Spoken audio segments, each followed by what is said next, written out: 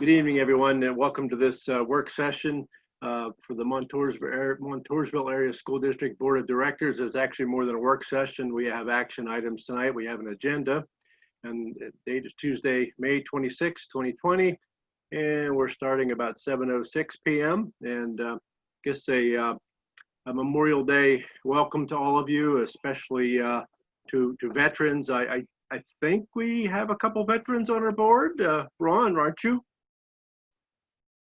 Yes, thank you for your service, Ron. Other veterans. Okay. I heard somebody say this week that they said Memorial Day doesn't kick off all of our summer pleasantries. It's because of Memorial Day that we can kick off all of our summer pleasantries, something to that effect. And it is because of Memorial Day that we have these freedoms. So it's a great thing. Brandy, would you? Yes. Brandy, would you take a roll call?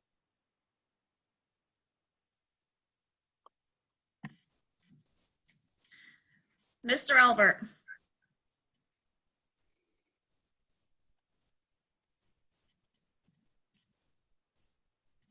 I think you're muted. You can wave. How's that?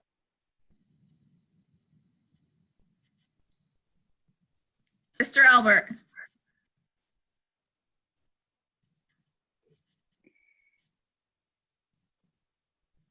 Well, there's no mistaking Danny. We've all seen his face. We'll attest to the fact that it's Danny. Moving to the next one. Okay. Dr. Beery. Mr. Beery here. Mr. Kunkel. Mr. Kunkel's here. Mrs. Marriott. Here. Dr. Mathers. Here. Mr. Ruffing. Here. Mr. Schimmel. Here. Mr. Snell. Mr. Snell here. Mr. Ulmer. Mr. Ulmer here.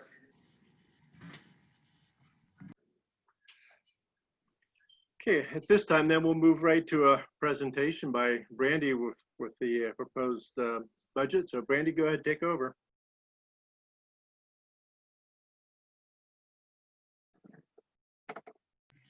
Can you enable me to share, please?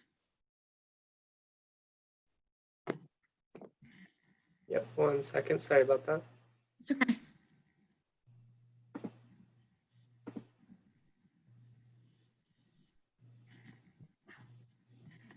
Gotta find where they moved all the new security settings to.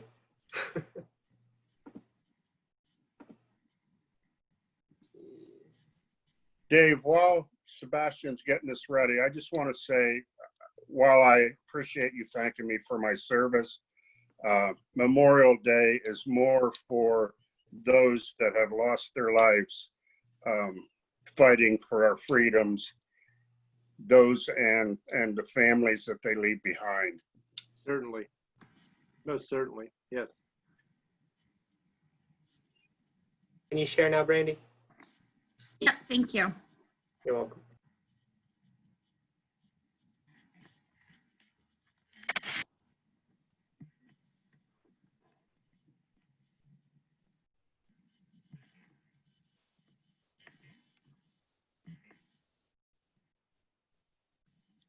All right. Tonight we're presenting a proposed final budget. This will be adopted at the June meeting on June 23rd. I would just like to thank the whole admin team. We've been working to get this budget in good shape to present this evening, and we've all spent a lot of time on it. So let's move forward. This presentation is laid out the same as all the other presentations, so it's easy for you to follow. I'll be making note of the changes that we have made throughout the presentation. Here it just shows you where our revenue is coming from. And I'll remind you that our local monies are generally produced and generated and collected within the boundaries of our district.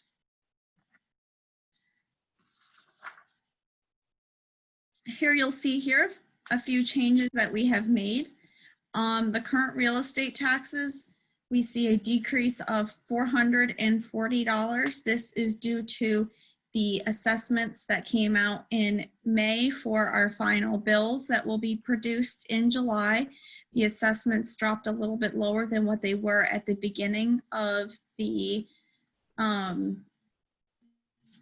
budget season, so they are dropping just a little bit, $440. You'll see the other change is in the earned income taxes. We have increased this by $50,000. We reviewed what we collected in the month of April and feel that we should be coming in right around 3.5 million, which is higher than what we originally projected earlier this month when we first started evaluating it. Everything else we've left remained the same. Does anyone have any questions about the information on this slide? Brandy, I don't have a question. I just want to point out that with this tax increase up to the index, it gives us $260,740 more than what was in the current budget that we're in.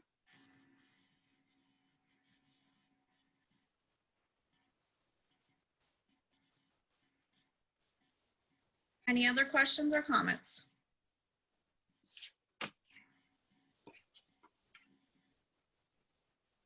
Okay, moving on to the next one. For consistency purpose here, the athletic event emissions and the athletic participation fee. We put those back into the budget.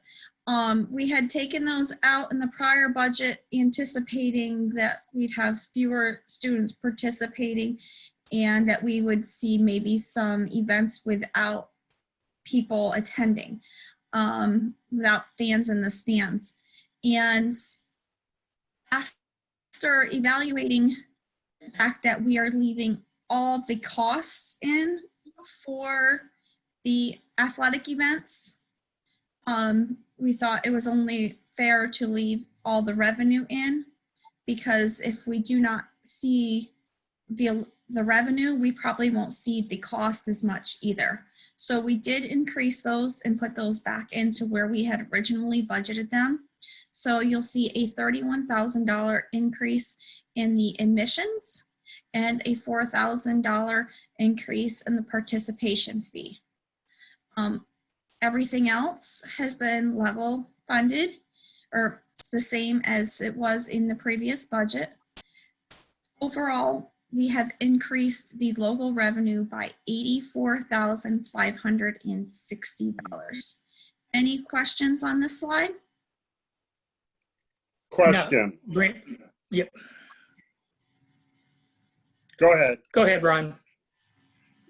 Brandy, could you explain what the idea of funding is? The IDA funding? Yeah. It's a pass-through that we get. It comes from BLAST. It focuses, let me get the exact wording here.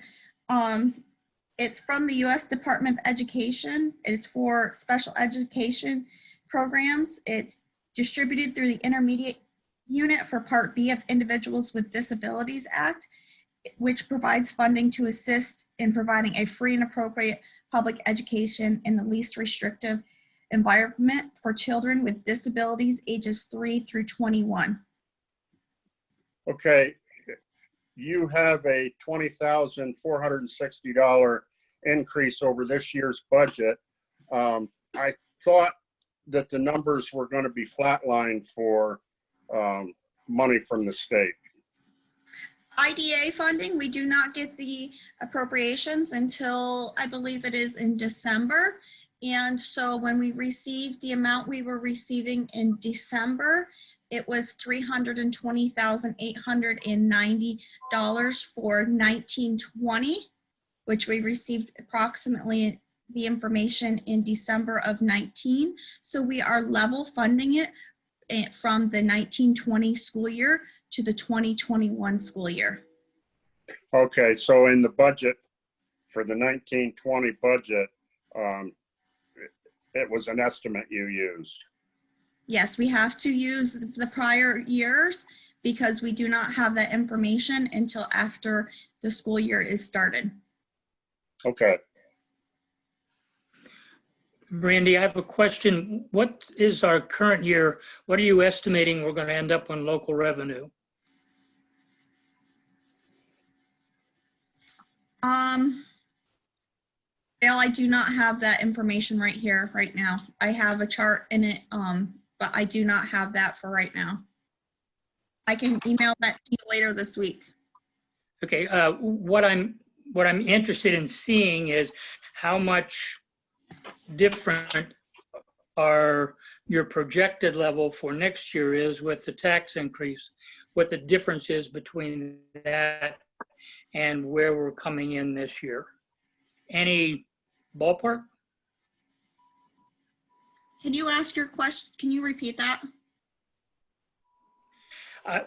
I'm just trying to get a handle on the difference in local revenue from where we're going to be this year to where you're projecting we're going to be next year.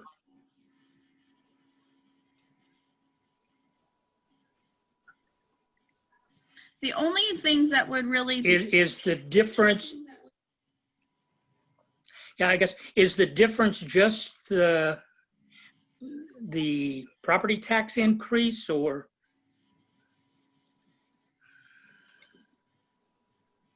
I guess, you know, just send it to me, but I didn't realize you weren't going to have that information. Because a lot of what you're showing, when you show total local revenue, $84,000 increase, that's not from where we're ending this year.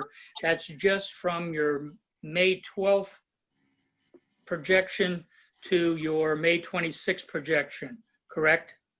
yes, right here is where the changes were made from the budget that you were presented with 2 weeks ago. Okay. Again, maybe it's just me. It would have been very helpful to see where we're ending up this year and where you're projecting we're going to go next year. As I look at the different revenue sources, meaning local, state, and federal. So, okay. I guess if you would, yeah, send those to me. Yeah, I'll pull up the but prior presentation and look at that for you. Okay. Anyone else have any questions? So that's a $20,460 increase from the current budget that we're in right now.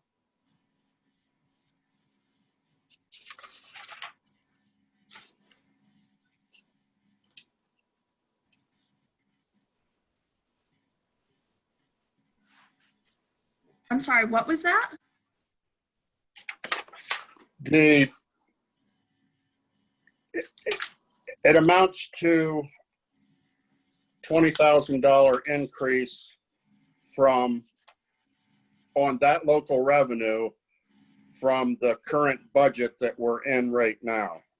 Oh, you're giving Dale his answer.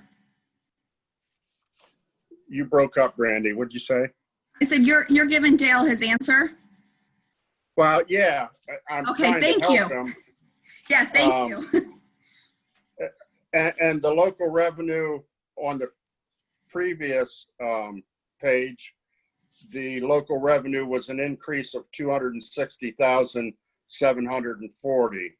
So total, the local revenue increase from this budget compared to the budget we're in now is about 280,000, well, 281,000.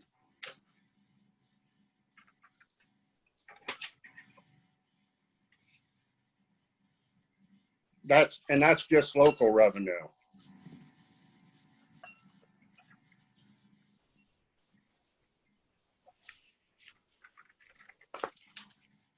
Anyone Okay, else? thanks, Ron. Yep.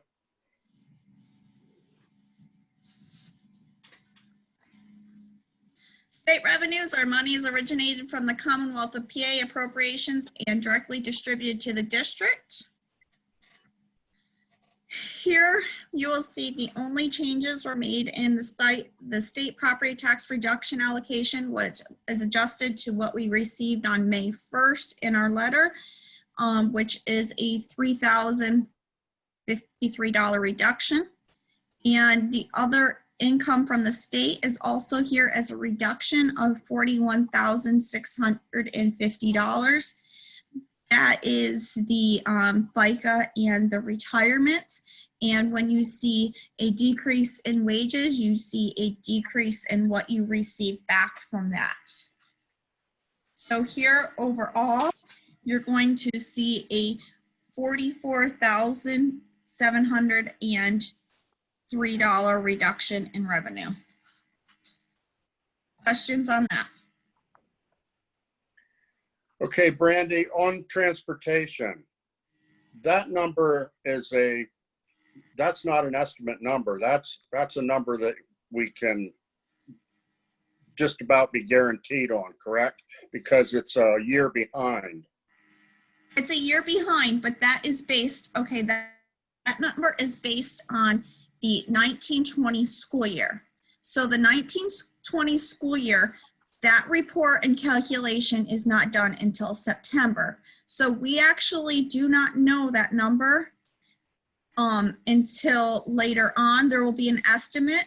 And then usually I'm gonna say it's around January, February, we receive notifications that our payment has been updated and that the formula is in there, and we'll actually see the amount that we're due. If we find any mistakes this year, I found a large mistake in ours.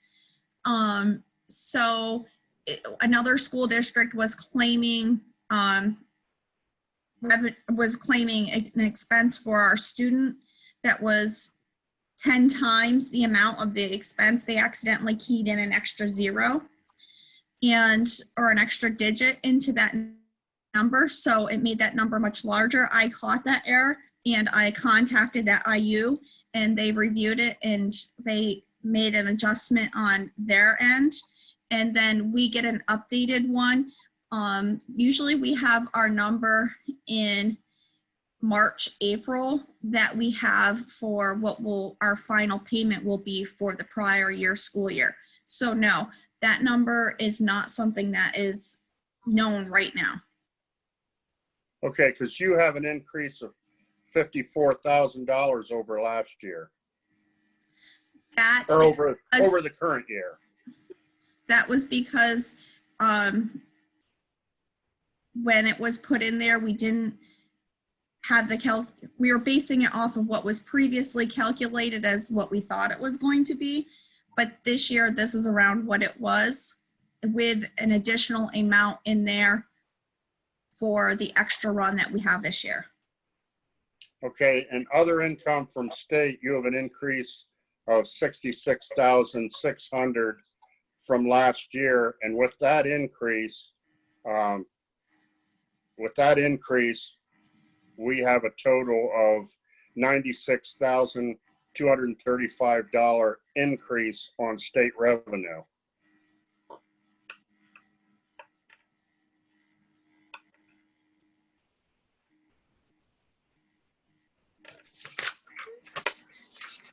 Any other questions? Yeah, is Ron correct on that?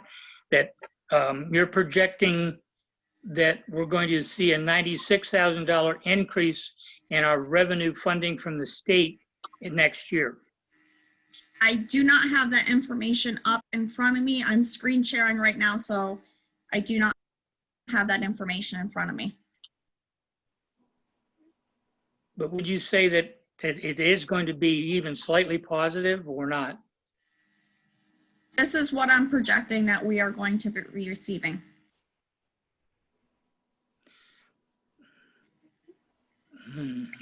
Dale, on basic, Yeah. on basic instructional subsidy, we are losing $4,291. On special education, we're losing $2,553.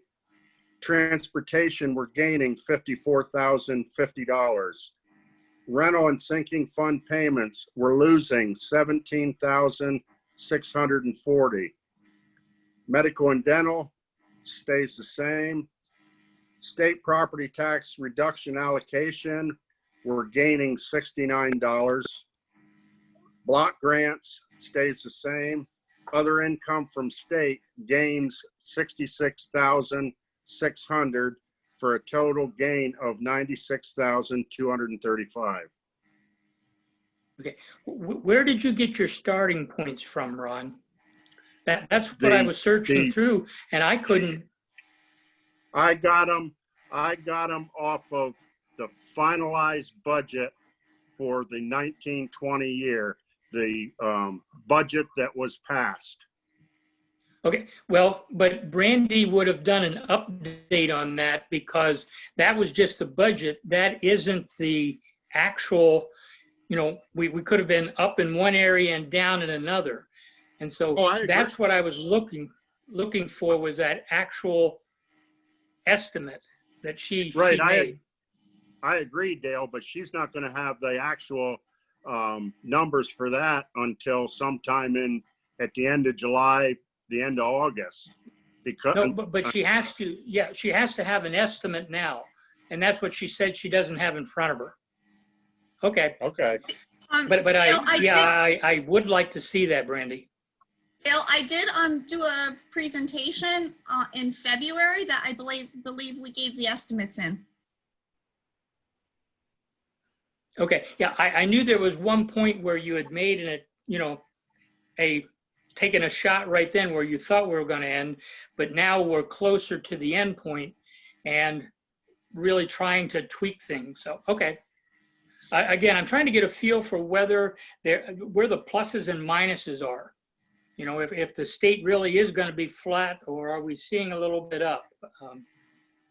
Same with the local, and next coming up the federal. All right, thanks. The email I received today said that they are working on a budget and it's hoping to get it passed rather quickly. And right now it is looking like basic ed funding is flat funded from 1920.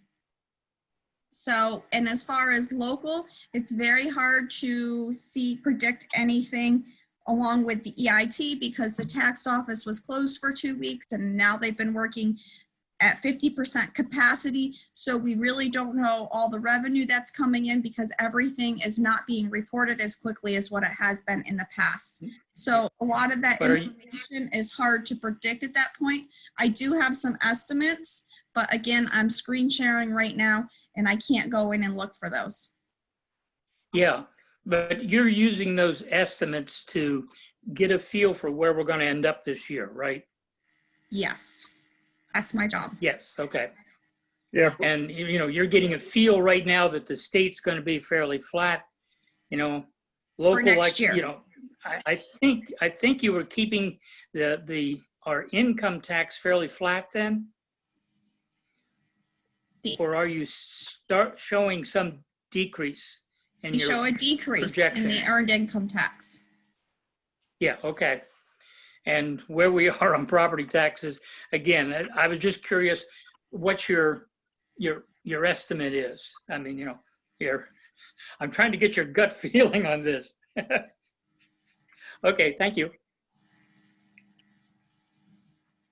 Dale, she decreased the earned income taxes by 100,000 over the current budget we're in. And I do remember that presentation, Brandy. That's the one I believe that you estimated $80,000 that would have to be used out of the fund balance, correct? Yeah, it was right around there. I think it was 83. I'm not sure of the exact number, Ron, but it was right around there. Yep, like I said, I'm just trying to get a feel for the updates that you're using right now. So, okay.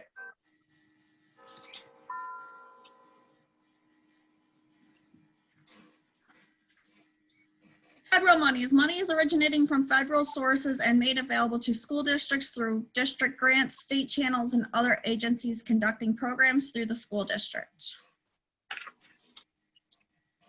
We received our new Title I, Title II, and Title IV allocations, and this is the new amounts we have projected right now, showing a decrease of $3,090 for Title I, a decrease of $169 for Title II, and a decrease of $1,018 for Title IV.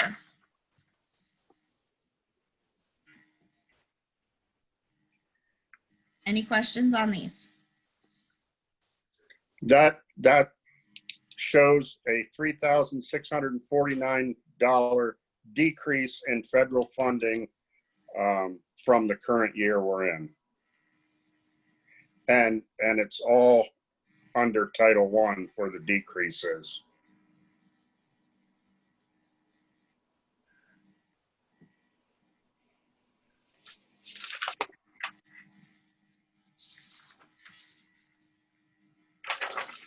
Any other questions?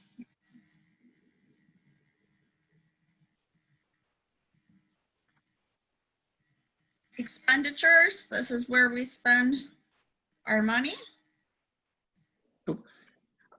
I do have a question. Do you have are the total revenues at the end of the presentation then? Yes, it's the same format I've been using all year. Okay, I'll address my question then. Thank you. Expenditures, the instructional ones, are all activities dealing directly with the interaction between teachers and students, including related costs which can be directly attributed to program of instruction.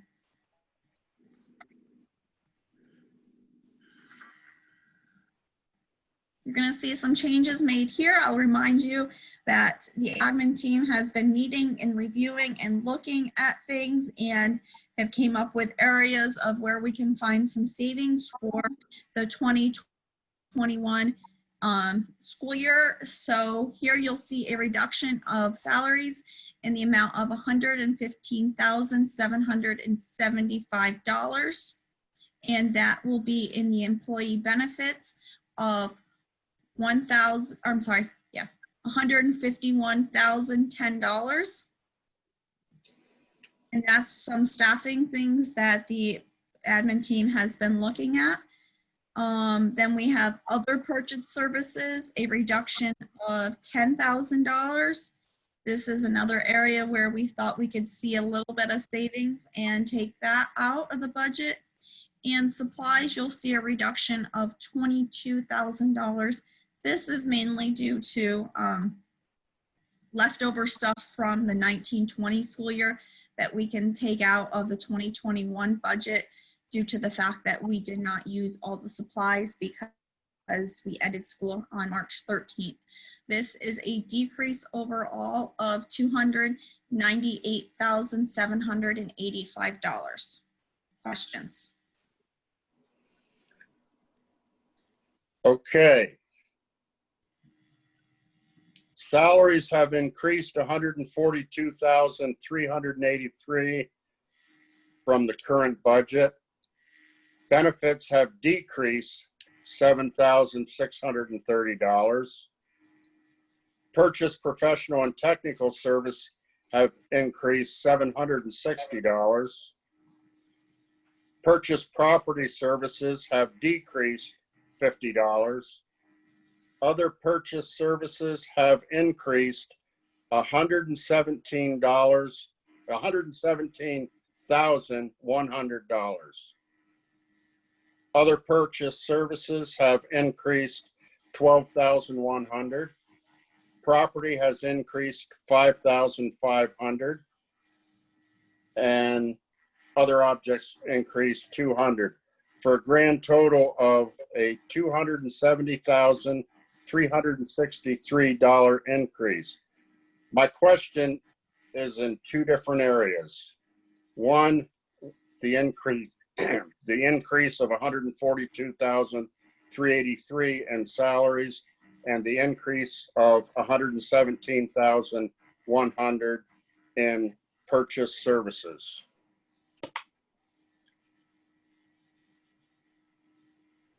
The salaries would be increases in the wages.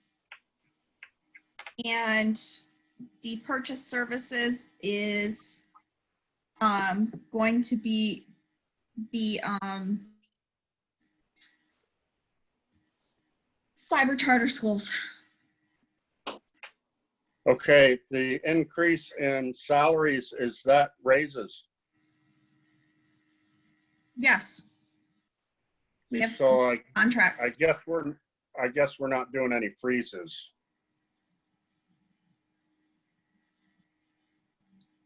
Is that correct? There is not a wage freeze in this budget, no. Okay.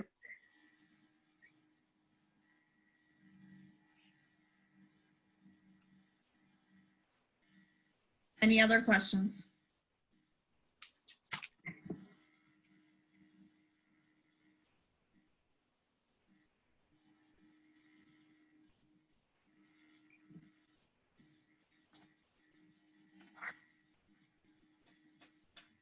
Special programs?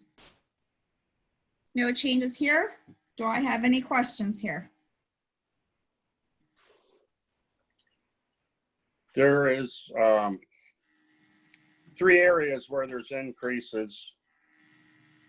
Salaries increased by 63,000.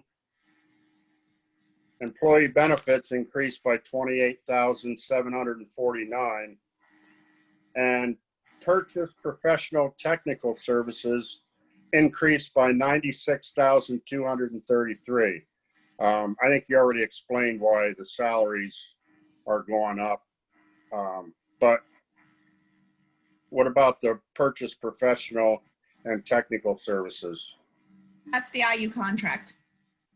Okay, so, and this is a increase of 187,780 over the current school year.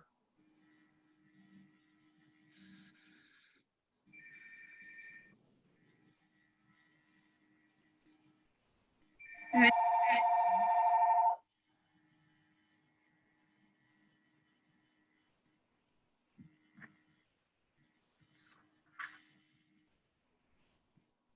VOTEC, no changes. Any questions here? I think I can answer the question, but I'm going to ask it just to make sure, Brandy. The other purchase services, does that have to do with increase in the amount of students going? It has to do with a number of things. The tuition payment changes annually, and the number of students change annually.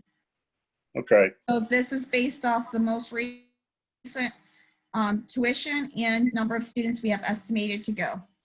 right. Which is an increase of $24,208.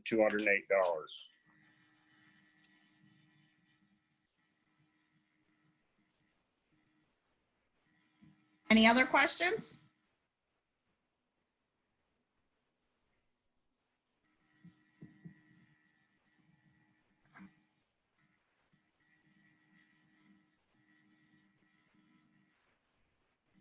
Other instructional programs, you'll see no changes here.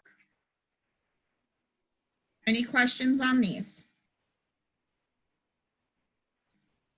What does other instructional programs cover? Driver's ed, summer school, homebound, and alternative ed.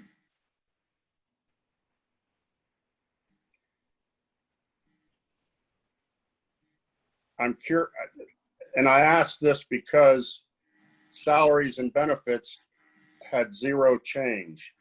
The big change here was other purchase services, which is a $50,000 increase. Okay. The What's salaries, The salaries Pardon? will change because that's their contract and it's contracted at the same rate, 'cause it's an hourly rate for the whole contract.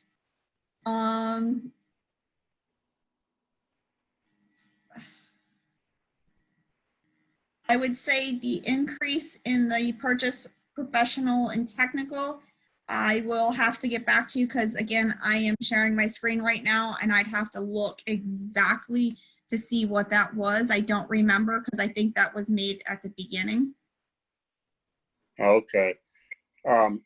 Last year's budget had it at 79,500, and that's. Oh, so I was the- curious. Okay, so the 129, so you're talking about the 500s. Yes, yes. Okay, that would be, I can tell you that one is for like when we send students to an alternate placement because of behaviors. We've seen a large increase in our usage of those, and that's budgeting it closer to where it is.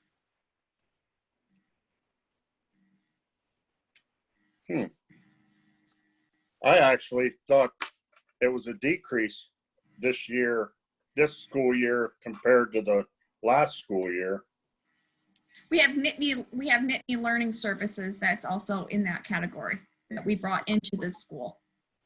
So we may not be sending as many out, but we have that added cost in there also. Okay.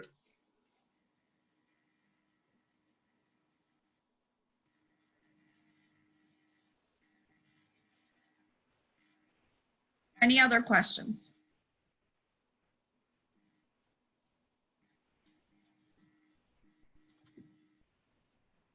Support services, services that provide administrative, technical, such as guidance and health and logistical support to facilitate and enhance the instruction.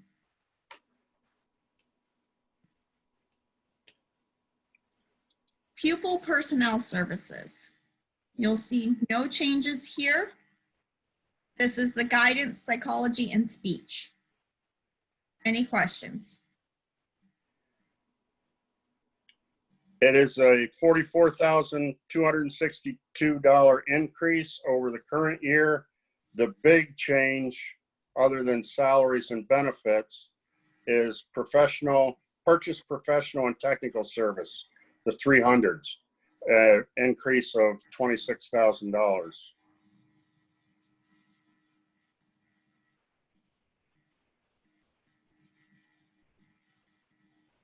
Any other questions? What's the cause for that jump? For the purchase professional and technical services, Yes. that would be the IU contract.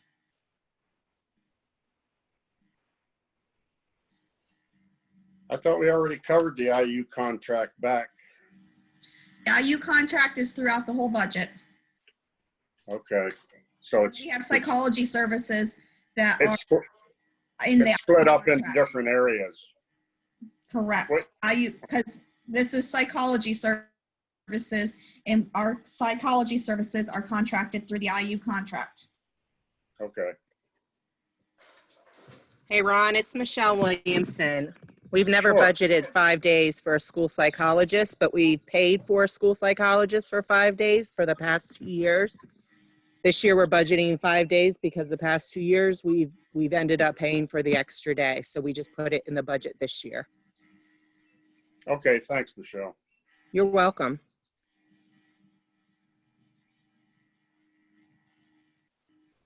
Any other questions?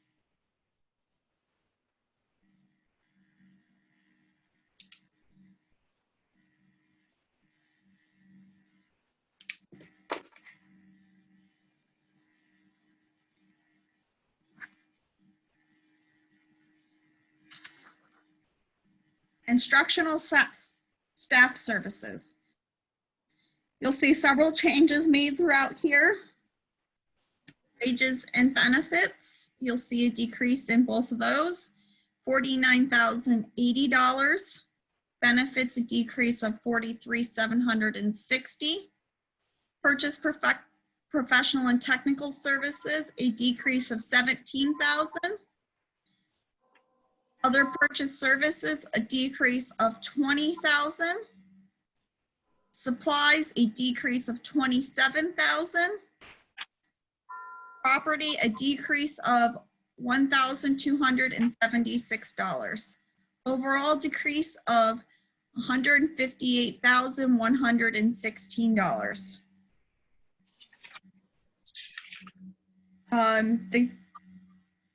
The savings for the 300s is we're not bringing in outside people for professional development in the 2021 school year. And the decrease in the 500s is out of the curriculum development category. And the decrease in supplies and property were adjustments to the tech budget. Any questions? What's the decrease in salaries and benefits? Those are some ideas that the administration has been working on to try to save some money on different plans on what we could do. Is this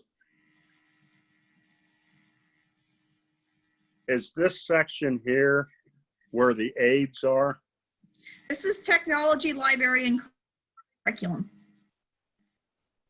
Okay, because this is the biggest, out of all the expenditures, this is the biggest decrease from the current budget. It's a decrease of 177,000.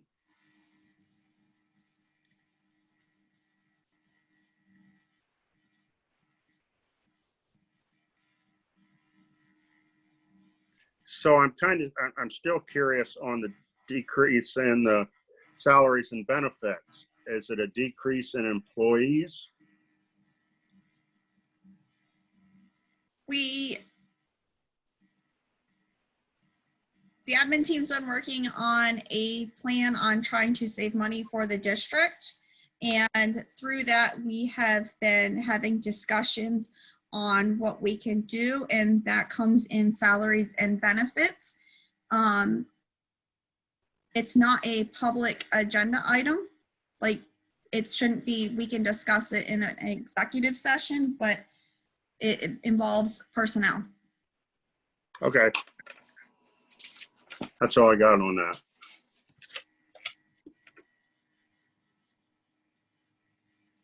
Any other questions?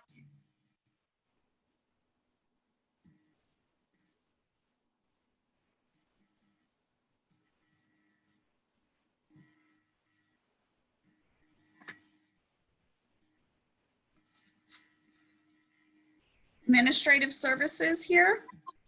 You'll see a decrease in the 300s of $12,000 and a decrease in the 500s of $10,500.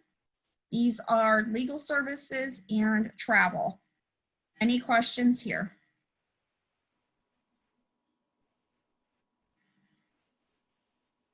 Just want to say that it's an increase of 21,829 over the current budget.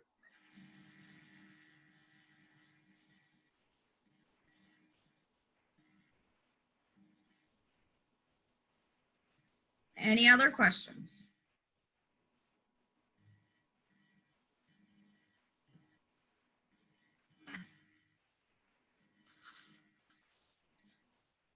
Pupil health services, we see no changes. Any questions here? The only one I have is the 300 purchase professional and technical. Is that the IU again? Yes, that would be the IU. Okay.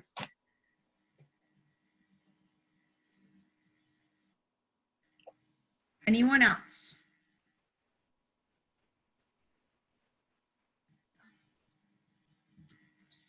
Business services, you'll see a decrease here in the 500s of $2,000, and this is travel. Any questions here?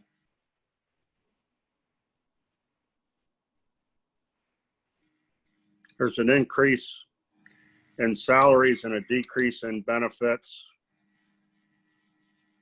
and a decrease in purchase services for a total of an increase of $4,150.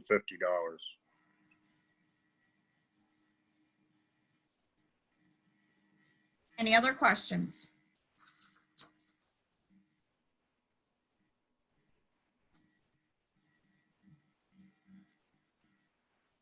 Operations of maintenance of plant and services. We'll see a decrease in wages of $32,532. A decrease in employee benefits of $12,984. A decrease in purchase property services of $47,300. A decrease in the 500s of $5,000, and a decrease in property of $10,000. The 400s is a combination of the electric, water, and sewer and building repairs. And the 500s is insurance and travel. And the 700s is some replacement equipment. So we'll see an overall savings of $107,816. Questions? Yeah, let's go to the 600s and the 700s. The 600s is an increase of 23,150, and the 700s is an increase of 19,600. The decrease in this budget over the current budget is only 6,792. Why the jump in? Where's the jump in supplies and property coming from?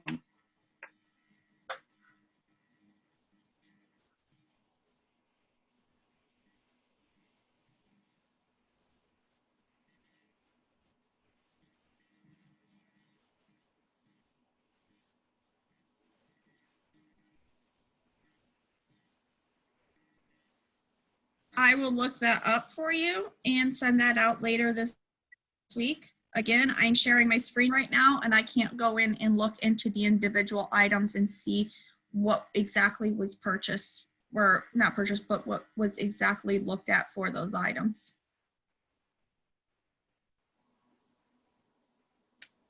Okay, and Brandy, purchase property services. Could you say again what that's for? Electric, water, sewer, and building repairs were where we took some savings from. Okay.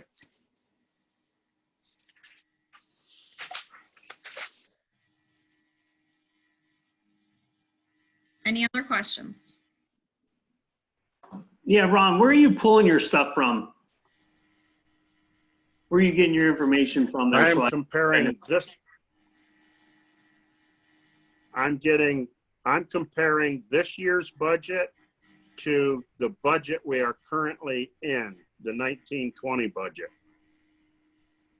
that was passed last year. Oh, so you're comparing the 1920 to the 2021. Correct. All right. Okay. All right. Because the information that we got from March that we got in the mail, that only goes back to March 10th.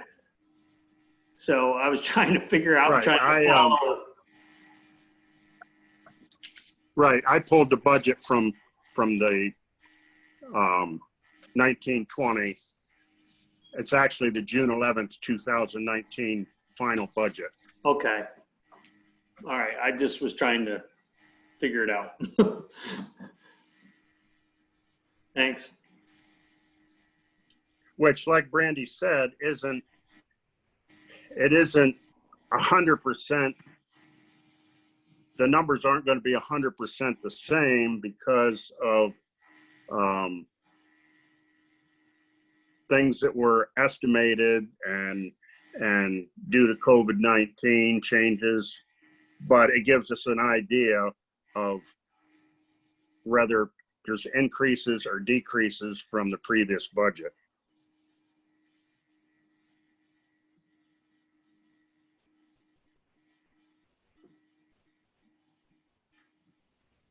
Anything else here?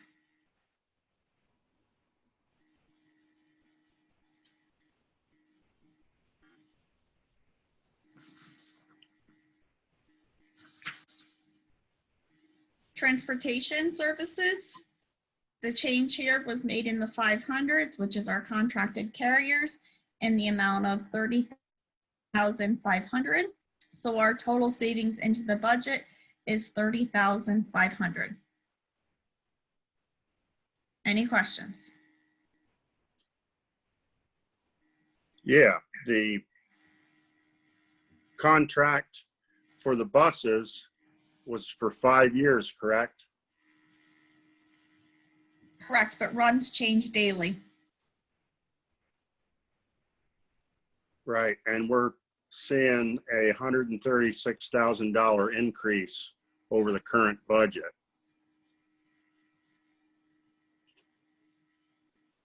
I'm curious as to where that number come from for that much of an increase when we're under contract. Like I said previously, when it has been budgeted the previous years, it was budgeted initially at an incorrect amount, and an increase was never put in for it. So I'm budgeting it closer to what it is actually going to be. Because when we made that original budget, we didn't have an idea of what the cost was going to be because we did not have an approved agreement with the contractors.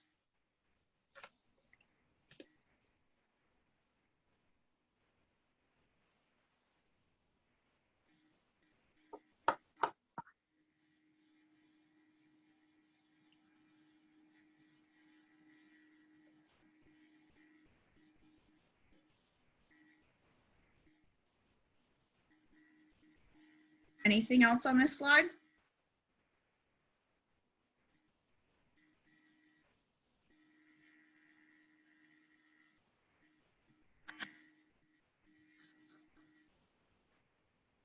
Non-instructional. These are activities concerned with providing non-instructional services to students, staff, and the community. Here you'll see a change of $1,000 for purchase property services. You'll see a change in the 500s of $20,000. You'll see a change of $4,000 in the supplies. You'll see an increase in the property of $5,830, and you'll see a decrease in the other objects of $850.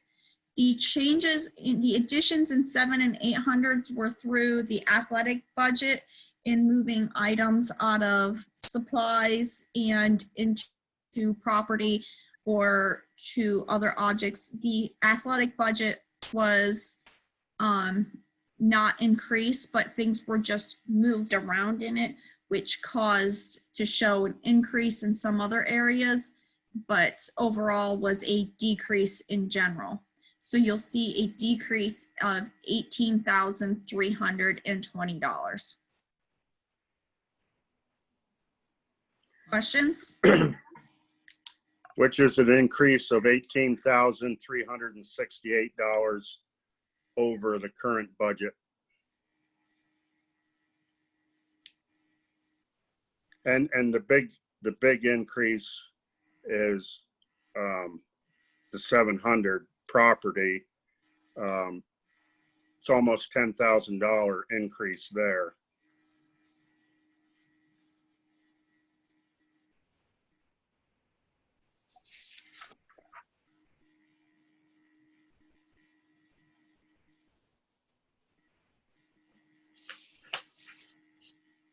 Any questions?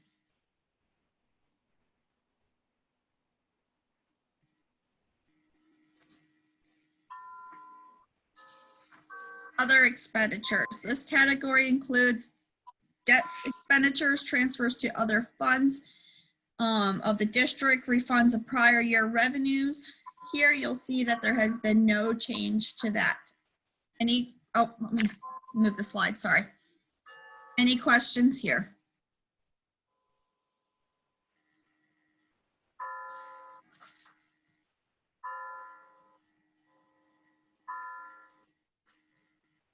Here you'll see the budgetary reserve. There's no changes here. Any questions with the budgetary reserve? Yes. Would you give me I'll call it an itemization of the areas of expected expenditures that we have in our budgetary reserve? Our budgetary reserve is $400,000. Yes, but how are you thinking we may have to spend it? It'll be for items that we cannot predict. Okay. Do you have some thoughts about what areas are going to, I want to say, be short funded by your projections in all of the spending plan you've just reviewed with us? Let me give you an example. Special ed strikes me as an area that is very difficult for you to predict. Are you projecting that in this $400,000, there may be some expenditure unknown at this time, but that would fall maybe in that area? So items where you would see this would be used would be your legal services, because those tend to go over often. And that is, due to a lot of special ed stuff and other items. Some other areas, if something breaks and we need to replace it, if we have anything additional routes for transportation, or we see more students needing specialized transportation, that will come out of here. If we have a very bad winter and we are budgeting very close, we will see increases in our electric, our gas, our oil bills. Those will come out of there. Anything that would associate with that. If our class sizes jump and we have to add teachers, that would come out of there. There's several items that could be used up by this $400,000. Okay, now you mentioned class size. I know that one of the positions the district has a retirement in is elementary ed, and there was consideration given to whether the district was going to fill that position. I didn't ask questions about that when you went through where that line item would be, but would that be an example of a position that you're looking to perhaps cover out of budgetary reserve? We wouldn't necessarily cover it out of budgetary reserve.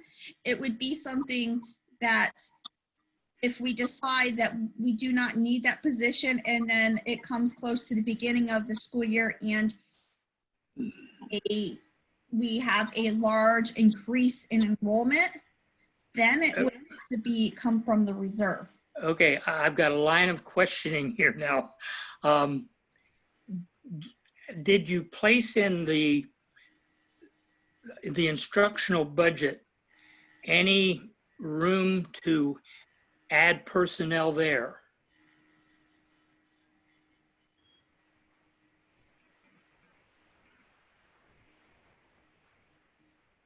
And I guess I'm asking, if the answer is yes, then that's fine. But if the answer is no, then I can understand that there's some unknown. And if it would be, let's say, for example, this elementary ed teacher, that's a figure of $83,000. That's what we would add to our budget if we decided we had to replace. And I asked you previously, Brandy, about a couple of areas, and you had responded to me in special ed. You felt that the 2021 budget, we were seeing an increase of $187,000. Now that was money that was put in under an expenditure line that you've already covered, correct? Yes.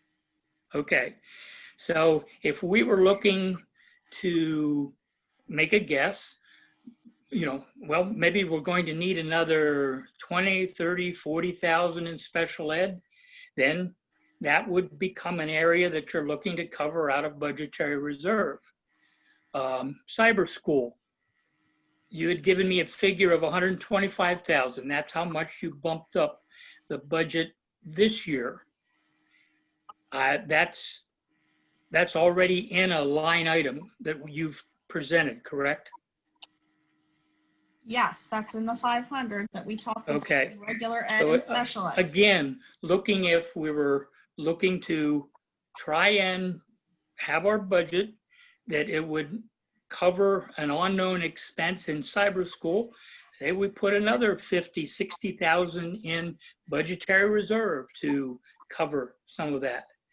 What I'm looking for, and then I asked you about legal fees was the other area that I thought is kind of an unknown, and you said that there's an additional 35,000 put into the budget plan that you gave us, but there may be, again, legal fees, we're not anticipating at all, so maybe you want to put another 50,000 in budgetary reserve to help cover unanticipated legal expenses.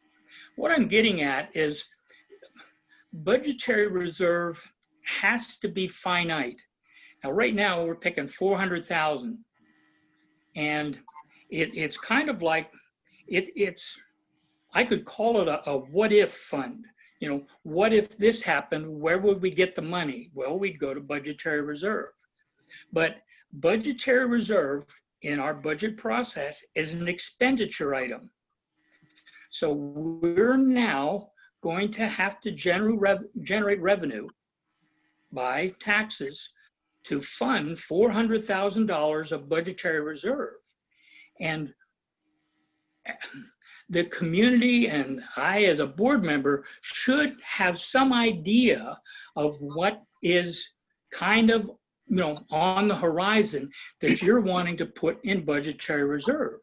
Because where I have a big problem is if you don't have some thought with some limit to that thought, then we'll never have enough money in budgetary reserve. That right now, I think we're carrying too much budgetary reserve. If we could reduce that by 100,000. Board policy, we need to make a change to board policy then, because board policy states, it's policy 603. Right. The district I know. will strive to maintain a general fund budgetary and reserve Dale- line item, not I less can't than change. 2%. Dale, Right. I'm going to cut you off. We've had this discussion, you and I and the board. We know what we need as far as what could be a restriction for this. However, Brandy has gone through line item by line item by line item with every person here. So you can pick out what would probably have to come out of that reserve. Personnel, we can discuss at another time. However, we're not changing the budgetary reserve.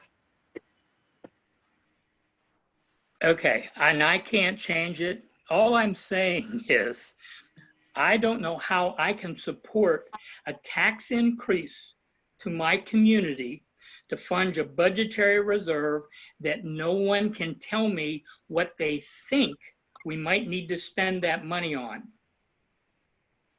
I need to know what. Brandy, Go ahead. Go Go ahead, Dan. what did we have left in our budgetary reserves last year? We have a deficit, so we are spending. Okay, so where did the majority of the budgetary reserves go last year? What was it contributed towards? Cyber charter, transportation. items like that. And what percentage of it had anything to do with, let's say, teacher salaries? Nothing, because everything, we filled the positions last year.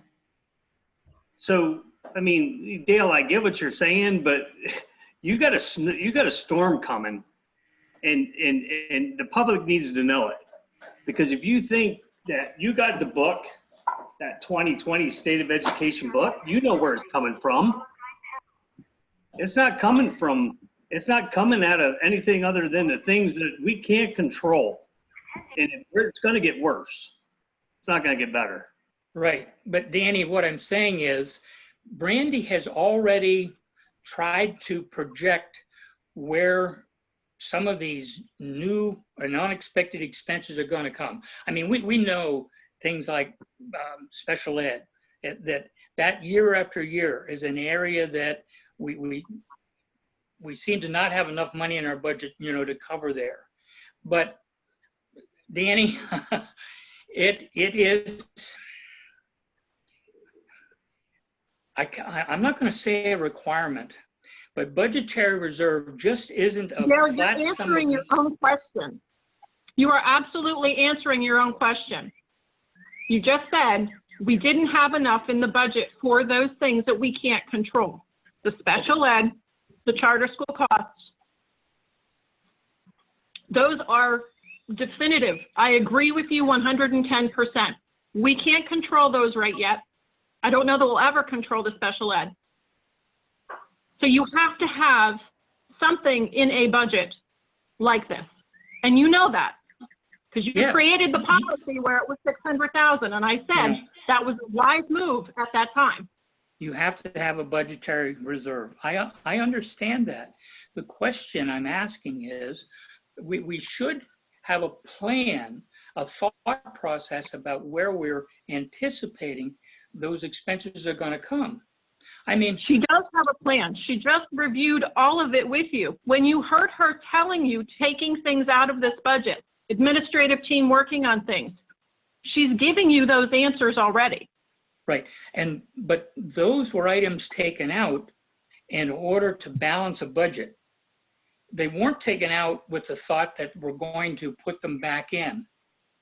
Because if we put them back in at some point in time, you can't live with nothing moving forward. So they have to be put back in at some point in time. That's where the $400,000 would have to be. And I understand, again, if you were taking away things that were essential, then you'd have to question, why did you take it away in the first place? So you're taking away things that you think you can live without, maybe for a year, maybe for 2 years, but you're looking to try and get through a budget year where we're going to be asking the community to pay more in their property taxes when we have no idea how they're being affected by this pandemic. And so many of our peers have recognized that and have elected to hold the line on property taxes this year. And I guess what I'm asking, I'm not questioning any of the budget that the administrative team and Brandy have prepared. I mean, you've made choices, and difficult ones, I'm sure. But what I'm coming down to now is this $400,000 line item here that I'd like to know, where you're kind of anticipating. Are you anticipating spending all of that $400,000? If so, kind of where? Not anticipating spending all of the $400,000, but like I had said before, if class sizes jump and we have to add a teacher, part of that money will come from that reserve. We also have different items for transportation, for, if that doesn't decrease at all, which we're hopeful for, that will have to come out of there. The same items I have been telling you, it's the items for having a harsh winter. Usually I budget them in the budget I budget for a bad winter because you never know when you're gonna get the bad winter. We are not have a bad weather budget here. If we have bad weather, that money is going to have to come out of the reserve. These items have been cut down from the budget. So if they're cut, you saw the 40, I think it was 40 some $1,000s from the 400s in buildings. If we have a bad winter, that money is going to have to come from the budgetary reserve to support the electric, the oil, the gas, those kinds of things. Those are And gonna now have to use. you're starting to tell me, Brandy, some of the things that I'm searching for. You know, you may have in some previous years tried to put in your regular budget some of those worst case scenarios, but now you're not. So your worst case scenario, yeah, you're looking to put 40,000, 50,000 into budgetary reserve. If you're talking about personnel, you're looking to put $80,000, $100,000 into budgetary reserve.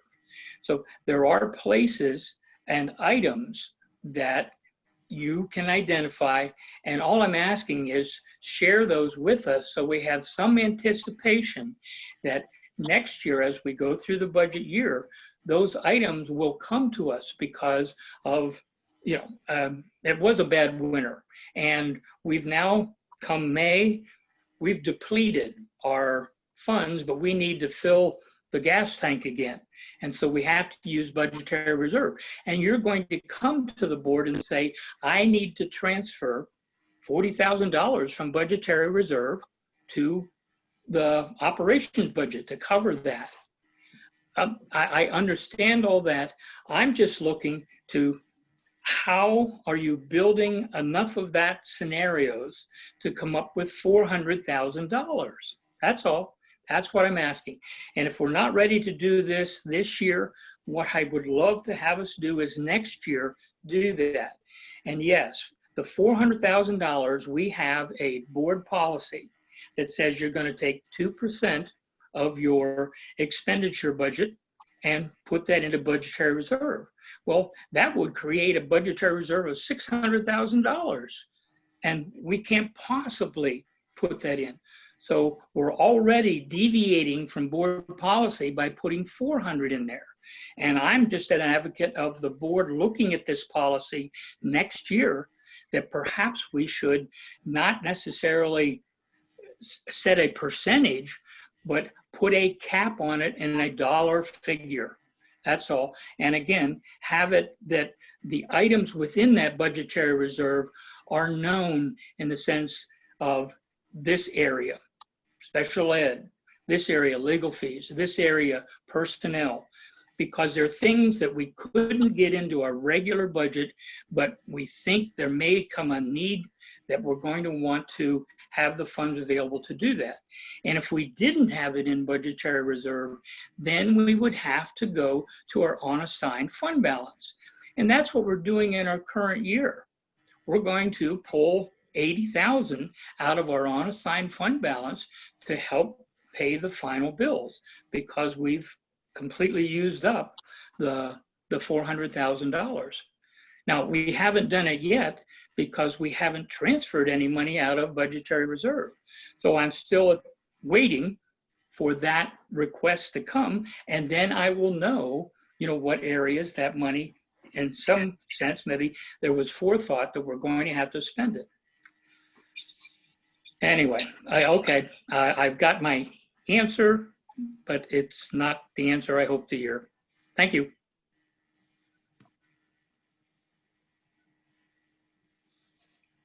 Anyone else?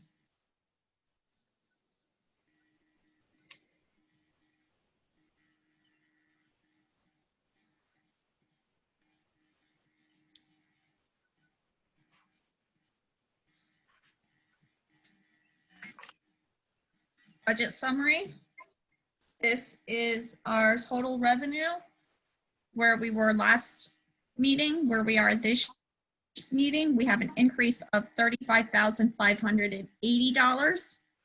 Total expenditures, we have a decrease of $638,037, which Changes are revenue over expenditures. We are looking at a deficit of $379,263. Questions? Yes, Brandy. And bear with me because the numbers just don't seem to add up, and maybe it's something I'm doing. But if you do you have a pen and paper handy? Yes, Ron. Okay, the budget, this budget, you have total revenue at 30,143,146, or 30 million, I mean, 143,146. And if you subtract last year's budget, which is the current year we're in, the revenue of $29,768,540, you get $374,606 of increase in revenue. Now, on expenditures, you have, and let me back up. That 30,143,146 that you have, that's a tax increase going up to the index, correct? Correct. Okay. Now expenditures, you have this budget that we're working on, $30,522,409. The total expenditures for the current budget that we're in now in 1920 was $30,079 or $79,269 for a difference of $443,140 increase in expenditures. If you take the increase in revenue and subtract it from the increase in expenditures, you get a deficit of $68,534. I don't understand how you come up with a $379,263 deficit. So Ron, that would be absolutely correct if we would have had a balanced budget last year. But because we had a deficit last year, that deficit carries into this year. So last year we did not have a zero balanced budget. So you have to take into consideration the $310,729 deficit that we approved last year. So if you take that into consideration. Say that again, Brandy. 310 what? $310,729 was our deficit that we approved last year. So you have to take that into consideration. So you have to add that to that number to get the $379,263. Yep, it comes out. That's what it comes out to.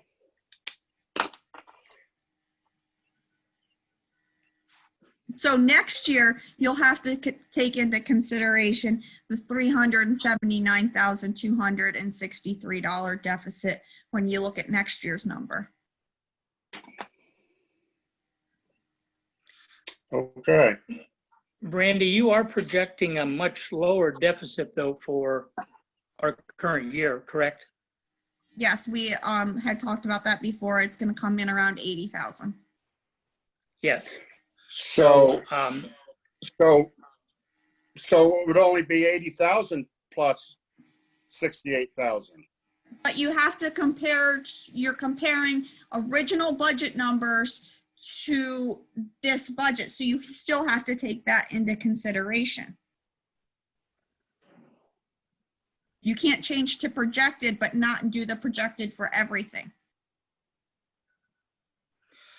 So Brandy, the figures I'm looking at have total revenue for our current year being estimated at $29,874,000.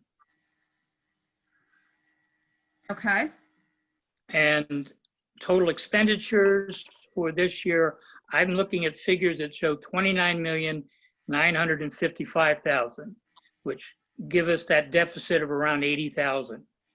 okay, Okay. If I use those figures, those estimates for this year and applied those against your projections for next year with a tax increase to the index, we would show a revenue plus of around $270,000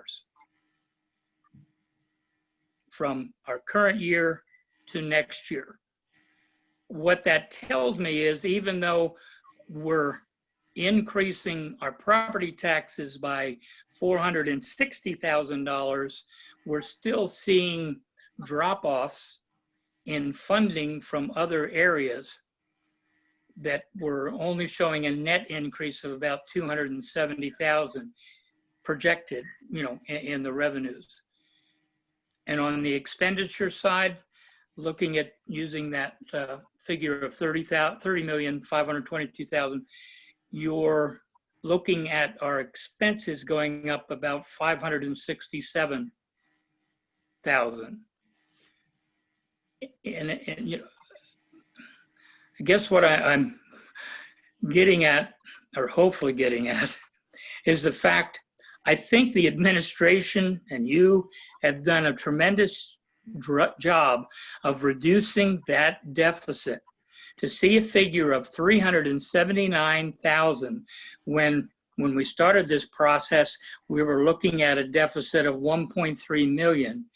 It's obvious that a lot of people have done a lot of work, and I understand that, yes, there are maybe positions that aren't going to get filled, that we'd like to do it, but we're in a situation where we can't. So I'm saying kudos to everybody for working so hard. Yeah, I mean, the big thing you have to look at there is what happens next year if you come in at over 31 million again. I mean, that's a And I don't difference. think we need congratulations either, because these are one-time expenditures that you can't not have reoccurring. We're trying to make the sacrifices right now so that we understand too what the community is dealing with, so that we're not having reoccurring expenditures right now, but it's not sustainable. So just know that. You have to understand that it's a one-time system approach here. Yeah, I mean, the scary part for me is that's $638,000 if we're over 31 million again next year.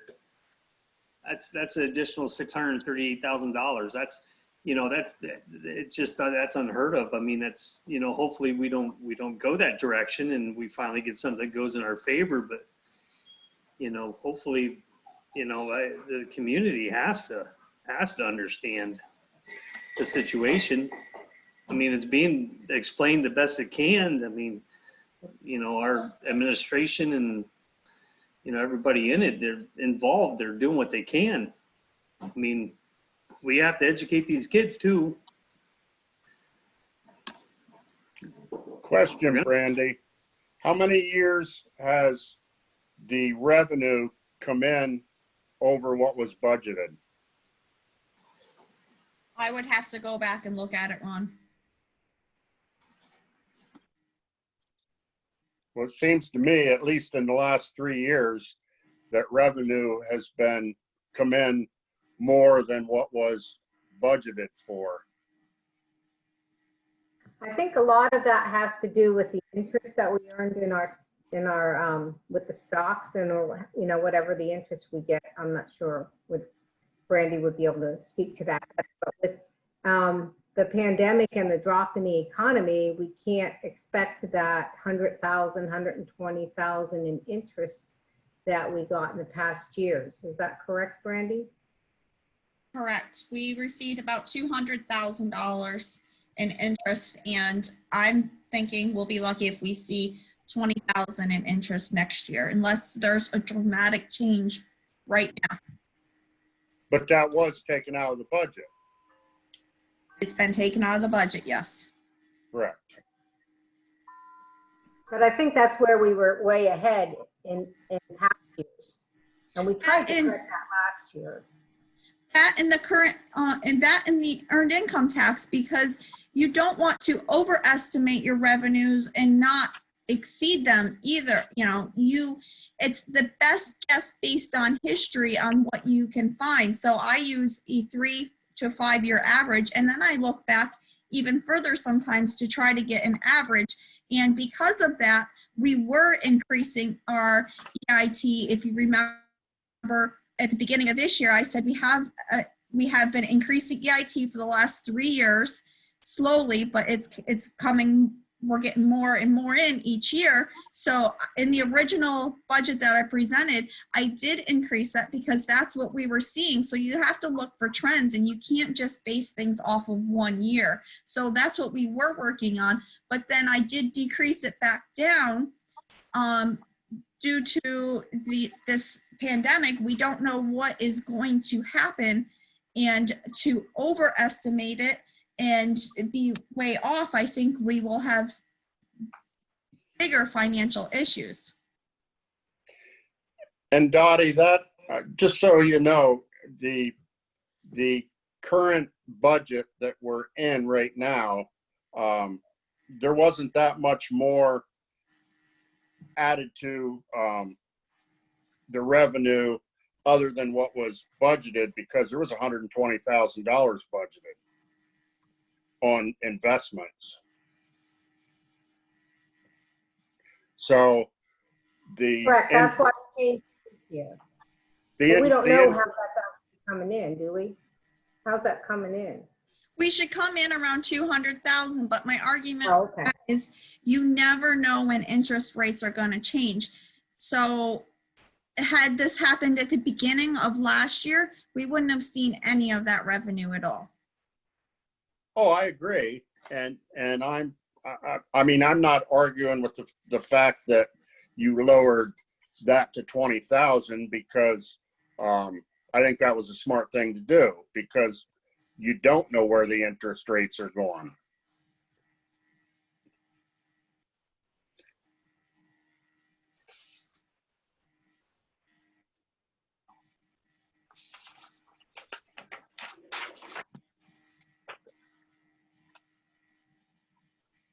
Anything else on this slide?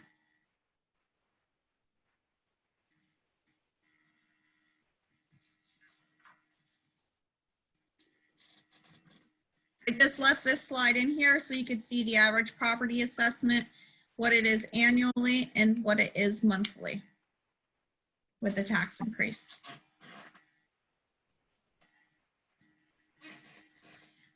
This slide is the fund balance, where we came in on June 30th, 2019, what we're estimated to use for 1920. We'll take our estimated fund balance to $3,662,167.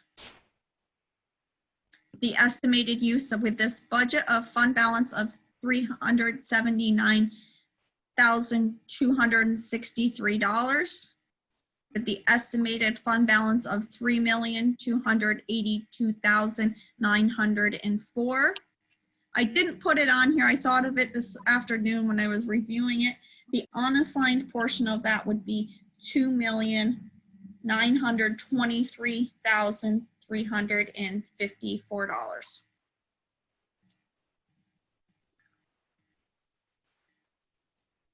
Questions or comments?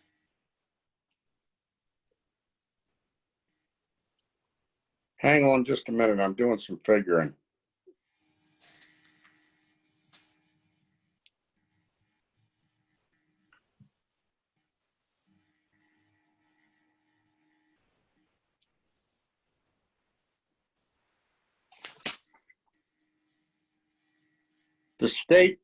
The state recommends 8% of your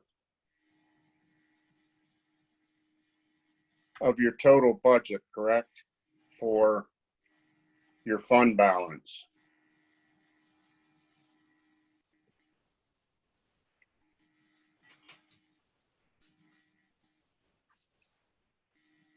Okay. Am I correct? 8%? Yes, for our size budget, it's 8%. So we're still way over what the state recommends for the fund balance, correct? 9.57% is where it would be at with this.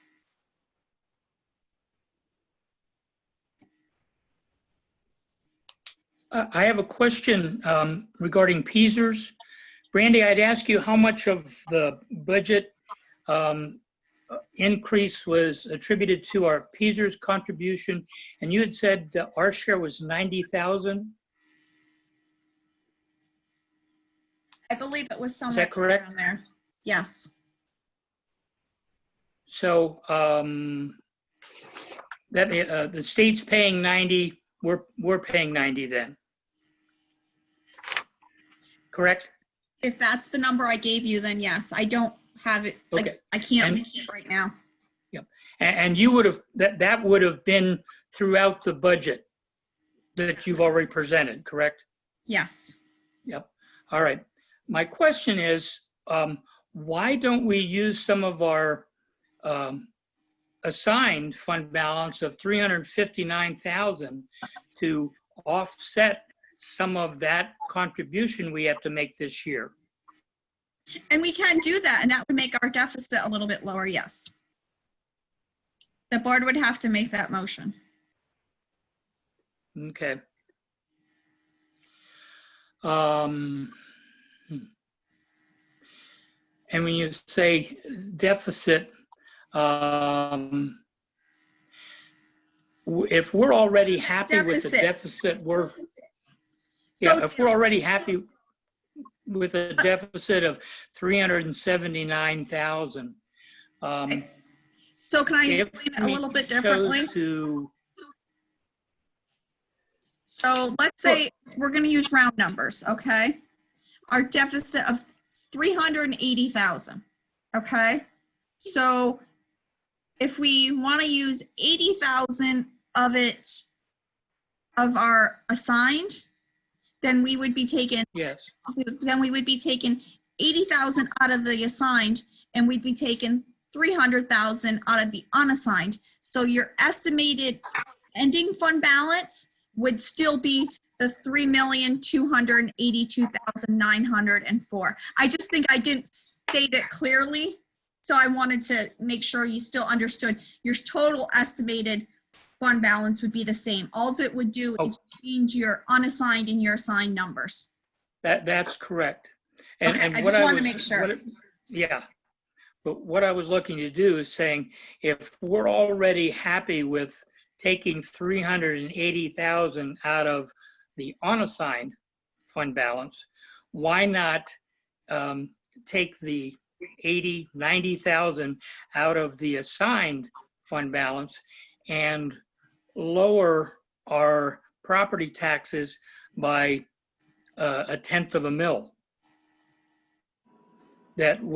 It would drop our expenditure by that amount. It would drop our revenue by that amount, which would be a wash. We still would show the same deficit, the same usage out of the unassigned balance, but we would use some of the property taxes that were generated 10 years ago to help offset a little bit of that added Peasers cost. And that really is the intended use of this assigned fund, is to mitigate. And this current year, if we chose any year, it would seem to be the year that you would use some of this fund to reduce the tax burden on our local taxpayer. So Brandy, So- can you please calculate what that would equal for us if we did 1/10 of a mil on the average household, please? I'm working on it as he's speaking. One thing I'm concerned with is we have $841,000 more in our fund balance and what the state recommends.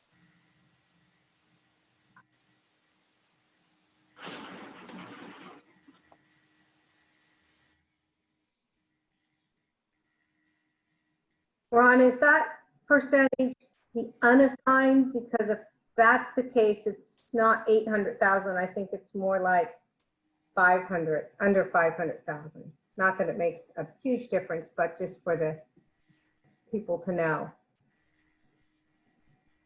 Well, Total fund balance.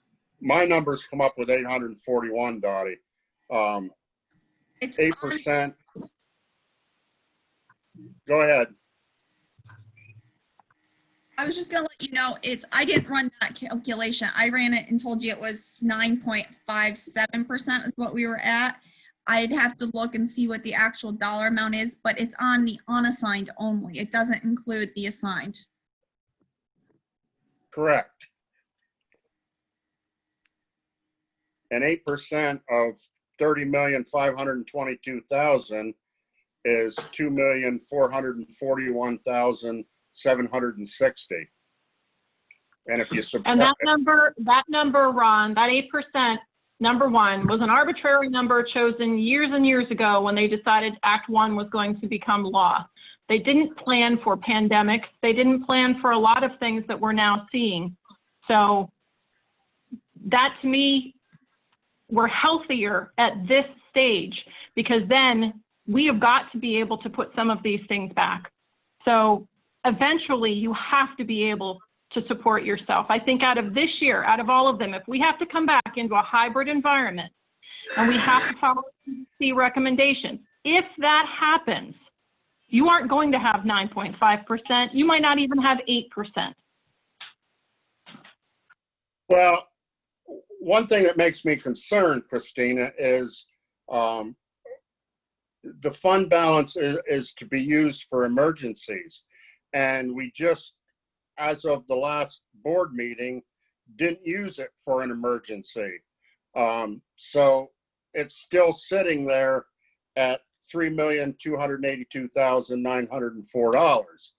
So that's why, if we're not going to use it for the emergencies and we're going to take away from money that could be used on buildings for capital improvements, I think that we need to get it down to the 8%. Okay, so we're going to talk about capital improvements with that, because that's totally different, Ron. I realize that. And I'm not saying that it should be used for capital improvements. I'm saying that we took money for an emergency out of capital and money that should have been left for capital improvements. You dealt with it, the board dealt with it, the board determined that's where they wanted those funds to be taken from. I realize the board, Christine, I realize totally that the board is the one that made that decision. I understand that. We're using the CARES money. We're using other access monies to fund that. I think Brandy shared with us the last time, it might be $75,000 or so that we're taking out of the capital piece. We're going to apply the CARES Act funding to that purchase.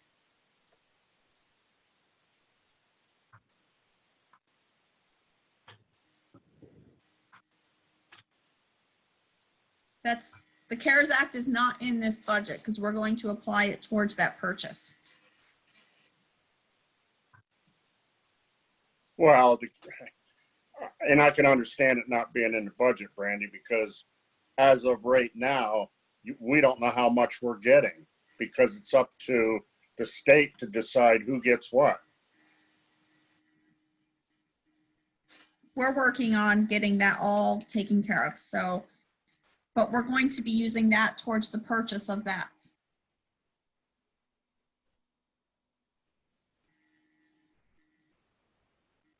So, Ms. Basin asks a question. What is your question on what the average property cost would be with a 10th reduction? Yes, it was. Okay, so if we reduced it to a 0.43 mils, it would come in at $55.39 annually and $4.62 monthly.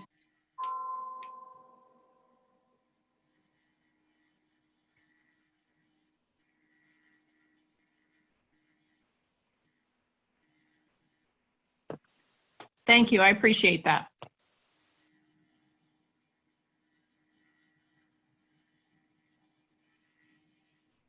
So does the board wish to move in that direction, or I need some guidance towards the final? If you want to think about it, we can talk about it during the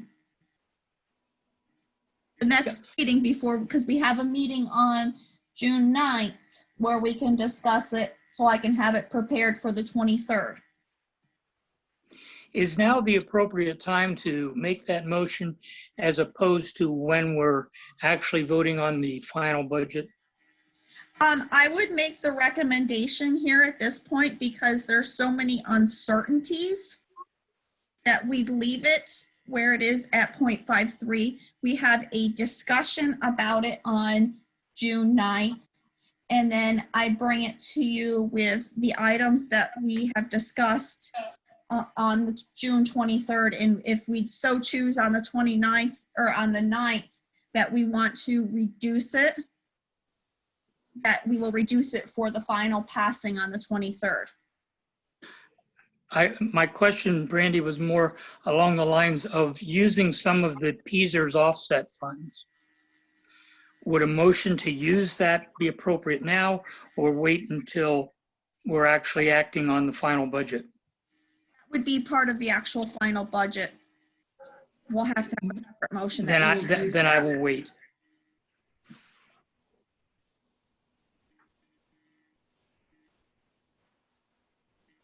But we need to have discussion on the 9th or this evening on if everyone wants to do that. So I know where to go so I can plan for that. Brandy, I have a question. Okay. What was that number again if we reduce the millage by 0.1%? At 0.53 mils, it was a $5.69 a month increase for the average assessed property. Would you tell me again? I missed that. Christina asked what that would be if we reduced the millage increase by 0.1%. What was that number again, please? Per month, it's $4.62. So it's, I'm sorry. $4.62. So a savings of $1.07 a month. And annually, it's $55.39. Okay, I for one don't wish to go that direction. And I understand that, Bill, but what I'm, when you're just talking about the dollars per month, yes, it seems like such a little amount. But what I'm talking about is the mental attitude that our community is taking towards our district. The people that come into the meetings, when we still had meetings you could come into, they came in and were complaining about, we've gone 12 years in a row with tax increases. It wasn't about the amounts, it's about the fact every year you have a tax increase. And I'm saying if there's no other year than this one, this is the year to mentally give our community a break and not have a tax increase. And the point that Ron was making about our unassigned fund, yeah, we have money in our unassigned fund balance that could balance the budget without a tax increase this year. And I'm advocating not only the use of that, but the use of some of this set aside money and not have a tax increase this year. And I will admit, it's probably more for the mental health of our community than it is for them feeling an actual loss in their pocketbook, because the tax increase itself is very minimal by most standards.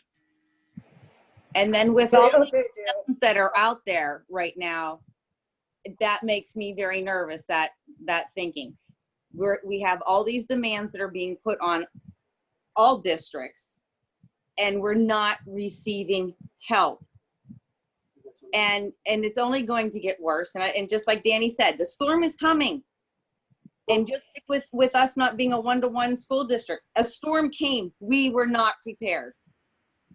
I'm not willing to do that. Okay, Dale. Dale. Yeah. Yeah, Yeah, Bill. your point is good, okay? I've never talked to a board member, including myself, obviously, that sits here and says, you know, I think I'd really like to vote myself a tax increase. No, I don't want to. Earlier this evening, you referenced our 3 neighboring school districts that have opted to go with no tax increase this year. And that's admirable, and I hope it works for them. I really do. But what I'm going to be watching very closely is their budgets next year. I'm going to be watching them real close, those 3 districts. And if ever there was a budget year that certainly has taxed Brandy more than any other year, it's got to be this year. We have no idea what's coming in.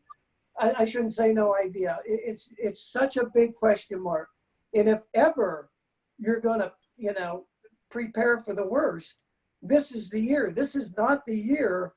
Believe me, I would love to be able to sit here and say, okay, no tax increase. But you're borrowing from Peter to pay Paul.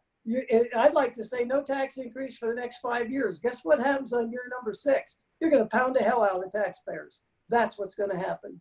And even holding the tax for 1 year, the next year, Dale, it's got to be made up. I'm with you. I'd love no tax increase. I'd love that.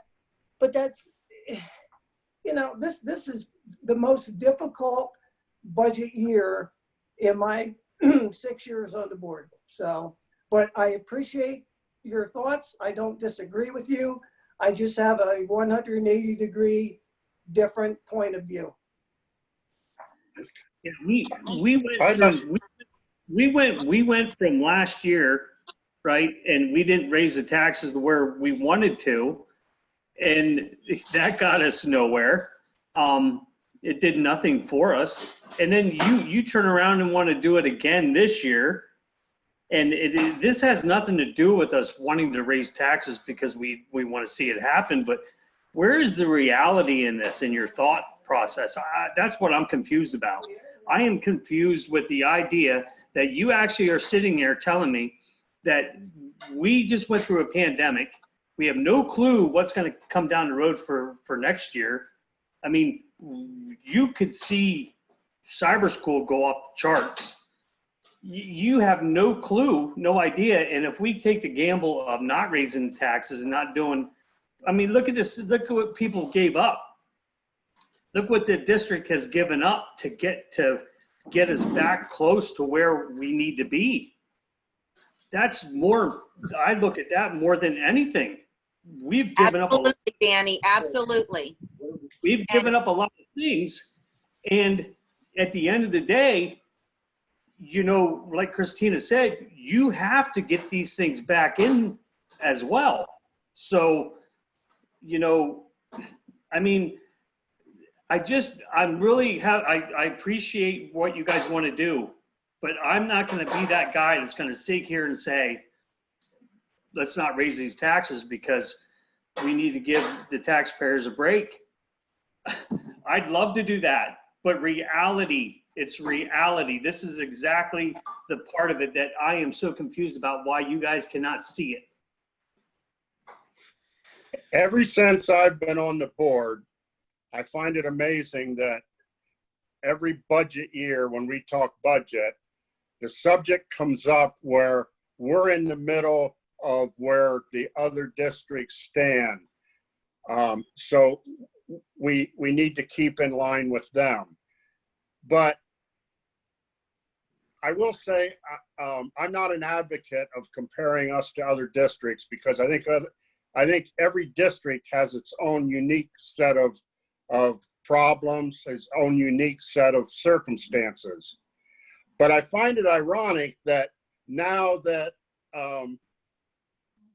3 other districts decide to hold the line on taxes, that I don't hear that rhetoric that we need to follow what the other districts do. I just find that amazing. Well, the thing of it is that if you look at our budget, you can't compare our budgets to their budgets. There's no Do comparison. every other year. But There's no, people on this board that do every other year, Danny. I get that, but the thing of it is that we just went from 2019, 2020, and had a deficit of over $1 million. And how did we get that budget down to less than $380,000 for the 2021 year? How did we do that? We didn't do it because we we did it because there were sacrifices made that things aren't going to be fulfilled.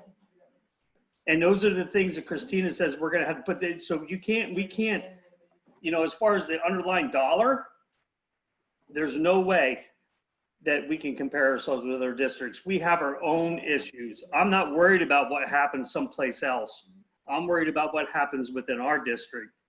And for us to buffalo the people and tell them that we're not raising your taxes because we need to give them a break is doing a disservice to our district, in my opinion. Because that's not the situation we are in. I just find it ironic that this year we don't want to compare to other districts, but every other year we've compared to districts when they've raised taxes, and while we're right in the middle, everybody else has raised taxes. It needs to be done, but now that they're holding the line, we're not going to compare with other districts. And as far as cutting in the budget from over $1 million, if you've been watching, the other districts been doing the same. Yeah, well, we're all in the same boat. Nobody's going to come out of this unscathed. There's other districts that are far worse shape than we are. It's amazing how they all have 1-to-1, and they're not near the shape we are in, but yet they have 1-to-1. Why did it take us forever to get to 1-to-1? Like you say, and as far as, we have got to be careful because we got to keep education rolling, and it's going to get tough. Well, you can answer that. You can answer the 1-to-1 question by thinking back on the last board meeting where you and I both got kicked off because of the internet out here in the country. Oh, yeah. Yeah, well, I get it. But you know what? It's a far cry from paying the penalty. Paying the penalty is far worse than going 1-to-1. There's going to be some great things that come out of this, hopefully, but hopefully we got community that kicks in and helps out, and you have townships that kick in and help out. That's what it's going to boil down to, and that's what it's going to take. And I believe us as a community and as a society, that's exactly what we got to do. We got to pull together and be strong no matter what comes down the road. Listen, my great-great-grandfather and my great-grandfather and my grandfather, they all went through hard times. And you know what? They were all successful, and they did what they had to do to make it. And that's exactly what we're going to have to do. We got to do what we got to do to make it. And we'll prevail. Hey, it's going to happen. It was just that we got to be diligent in what we do and be smart about how we do it. And I just don't, I don't want to see taxes go up either, but I just don't see with the trend that we've been heading down for the last 3 years that I've been on the board, that by maintaining and giving a break is not going to do it. It's going to put us in a bigger hole. So like I said before, I wish our neighboring school districts that are holding the line on taxes, I wish them all the best, and I hope it works out for them. But although the initial action right now is impressive, I'm more interested in the long-term effects of that initial action. So while I think that's great for them today, like I said, I will be very interested to see what they do next year and the following year. So let's not, you know, don't wave the flags just yet.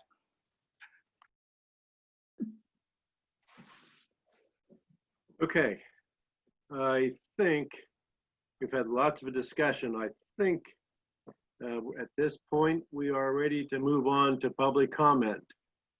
So Sebastian, go ahead, Brandy. I'm sorry, you done, Brandy? You're not done? No, could I just add a few comments here? Absolutely. Okay, so I did pull up where everyone is for millage rates, and with some of them holding on and some of them are increasing, we are still right in the middle. So I did pull that up and look that up on my phone here. So yes, we are still right in the middle.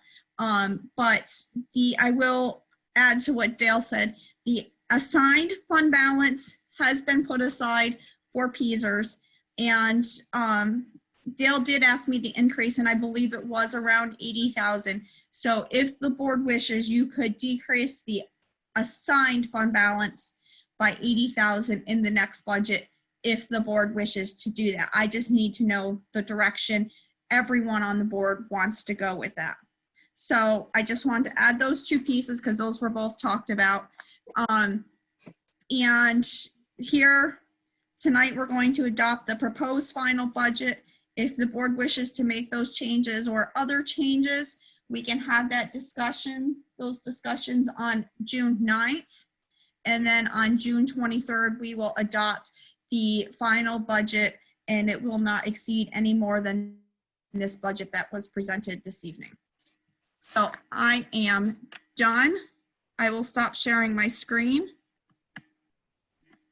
All right, when we have Dale's thoughts on I guess out there, be thinking about that, but let's plan to discuss it on June 9th.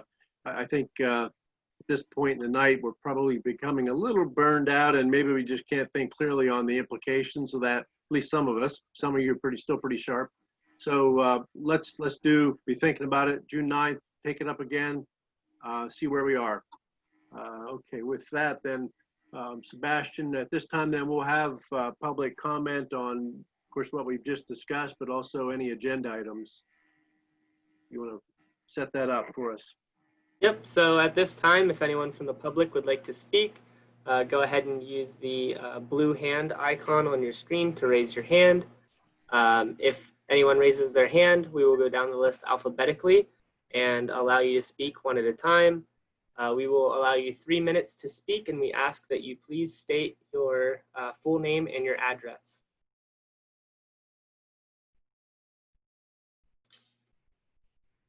So again, if anybody would like to speak, go ahead and raise your hand at this time.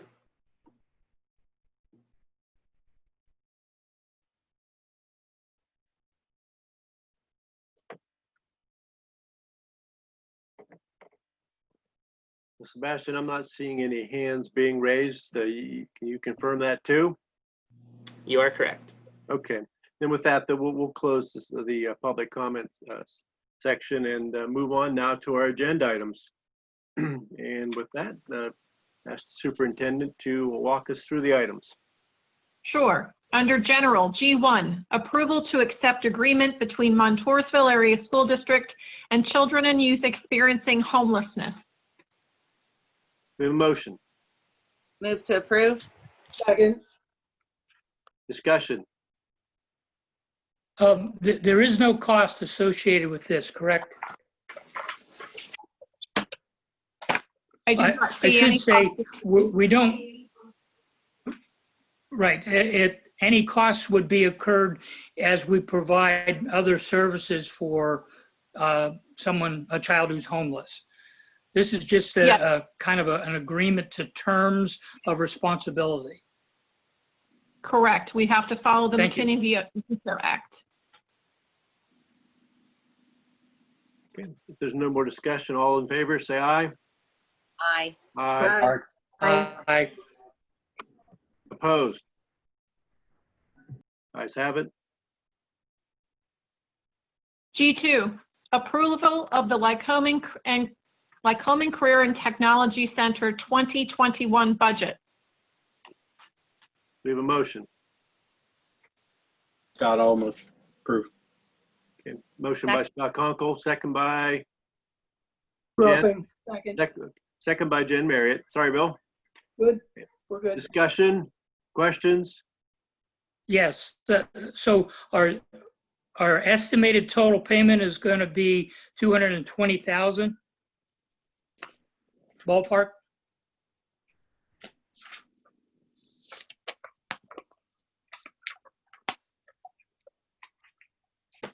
I did the math. I think I'm close, but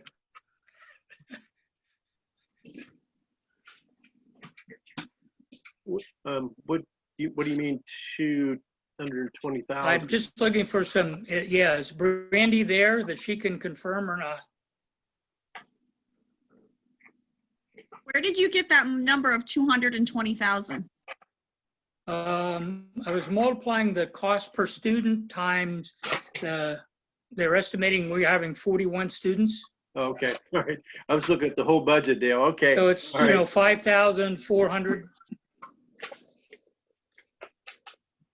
Okay, you have to add in the lease and the capital. So once you add those in, you're Yes. looking at $262,390. The capital is 5,000 each year from us.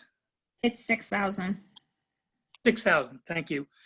And the actual increase for us is probably about 8,000 this year over last.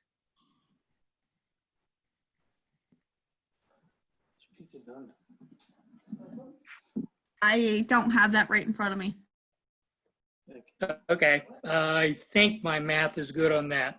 I would like the minutes to reflect what the cost is that we are approving with this motion. Thank you.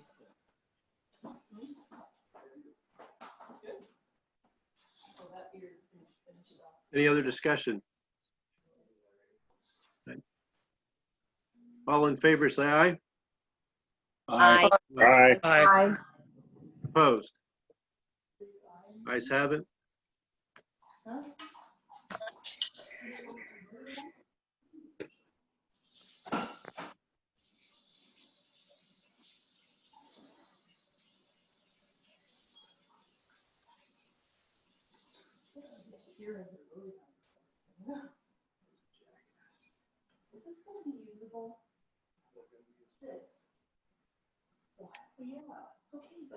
Superintendent must be chasing that I dog read away. it and I was muted. G3, approval of an agreement between Blast Intermediate Unit Number 17 and Montoursville Area School District for the 2021 school year. We have a motion. Move to approve. We have a second. Second. All in favor? Or excuse me, discussion? Wait, questions? discussion, please. Yep. That amount, if I read correctly, $1,248,541. Correct?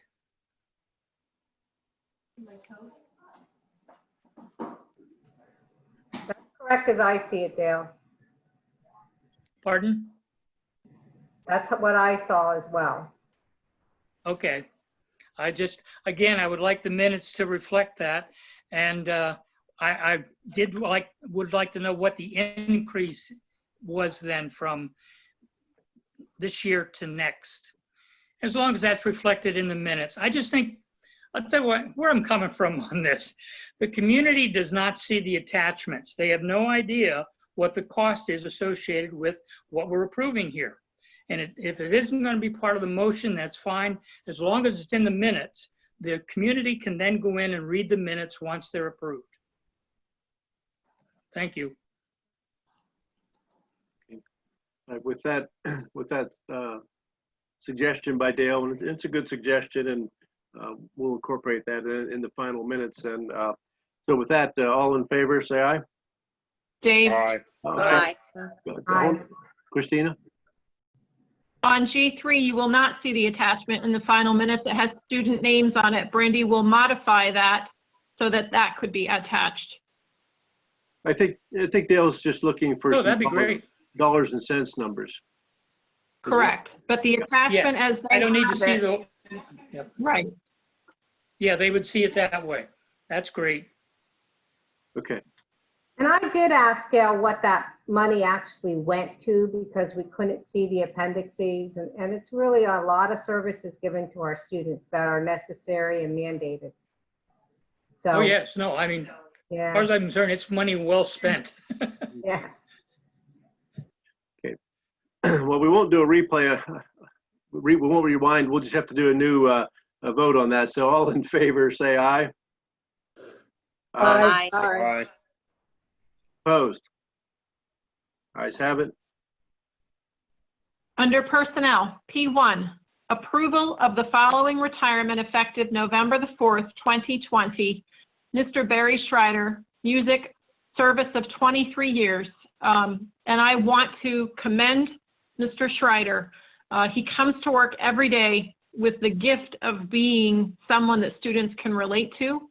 I have really appreciated what he has done for our music department and what he does for the staff and just who he is in general. He's a warm person, and we will really, really miss him.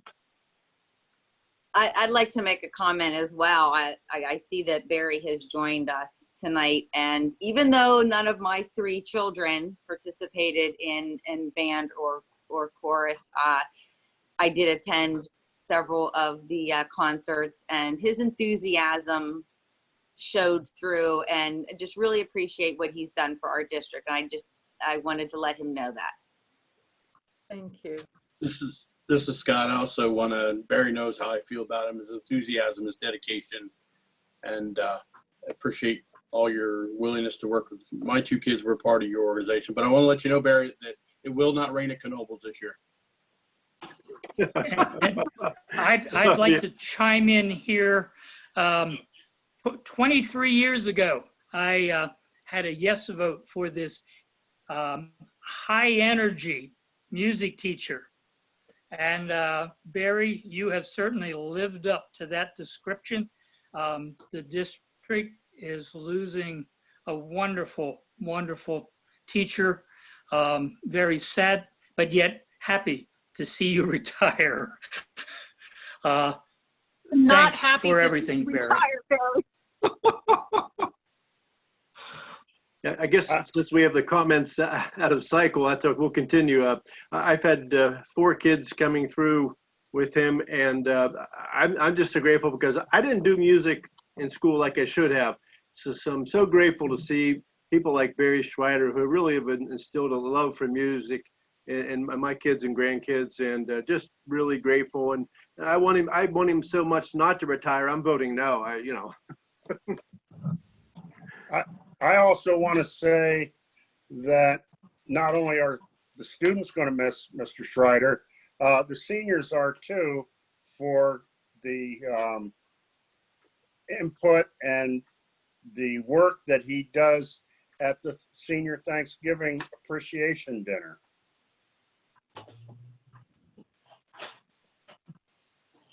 Okay, with all that,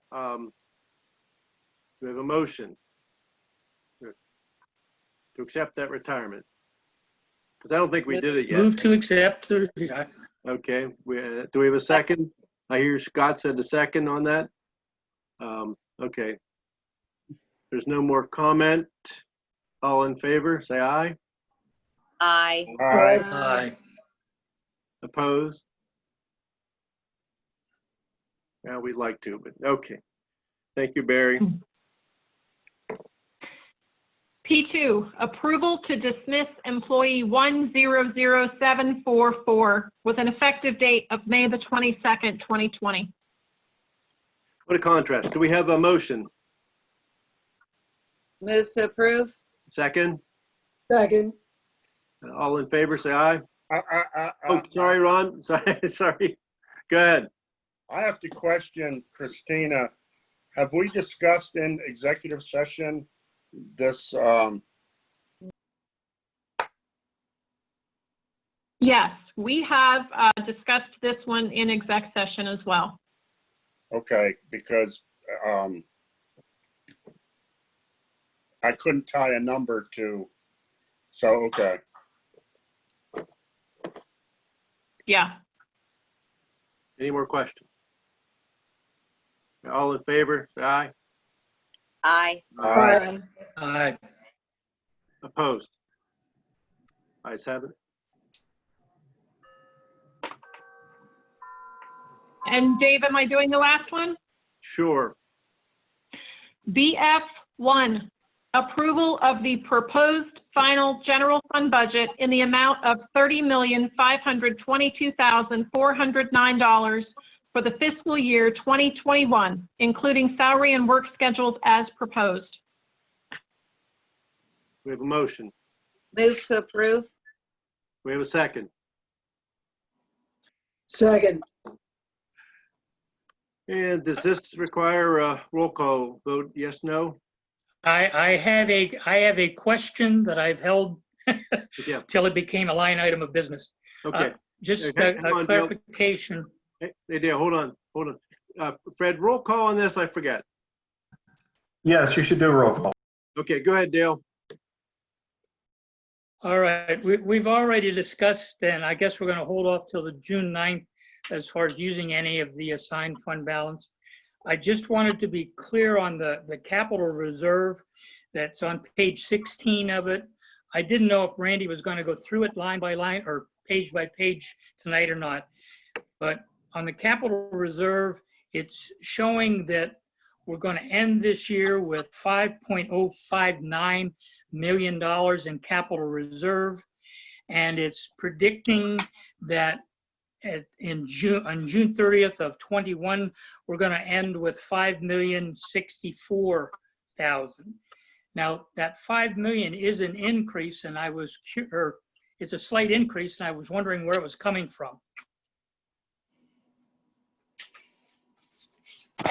Okay, so this question is actually not on the general fund budget. That is on the capital reserve budget. So I don't know if it's appropriate here, but it is due to the fact that we haven't spent any money out of the capital reserve yet this year. We did not budget any items out of it last year, and we're looking to use the CARES money for the Chromebooks. So I do not have any items planned to come out of there. So that is just the interest Okay. that's been collected. And I was unclear Really about not a that general because fund I budget thought at the question. last, at the last meeting, we were going to be using capital reserve. And I knew that this final budget included figures that didn't indicate that. So you've answered that question.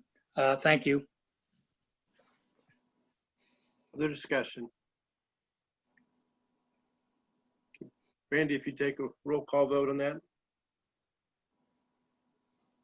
Mr. Albert, Yes. Dr. Beery, Yes.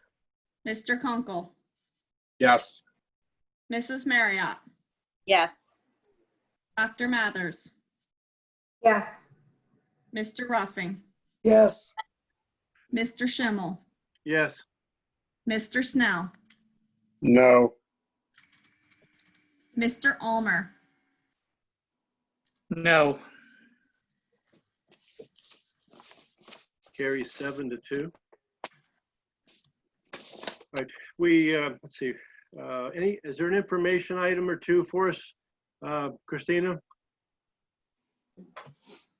I've seen agenda item 5 for information. I will say that after this meeting, the board will be meeting in an executive session for contractual issue. I shared with the board that we did meet with Secretary Rivera as part of IU 17 and IU 18 gathering together for a discussion. And he is going across the state in Zoom sessions to be speaking with different IUs about the questions that we all have. Of interest, I think it was interesting that they are trying to put together a network where we will be able to hopefully purchase the supplies, the PPE, the cleaning materials as a unit from the state level rather than on individual basis.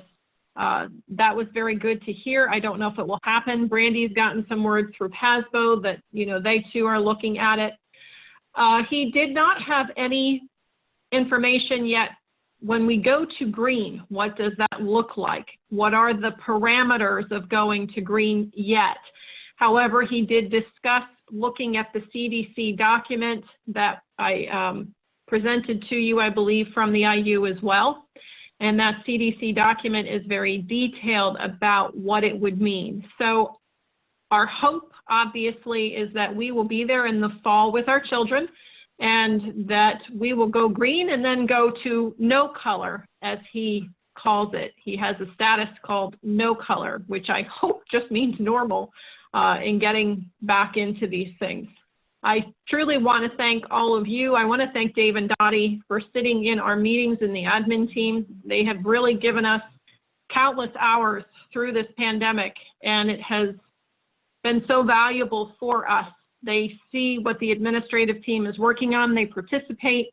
The union is part of that, and we really are collaborating so well. And I appreciate the time that every person sits there and is trying to work through all of the different types of scenarios that could potentially happen and how we will keep students safe, because that is always our first and foremost necessary item.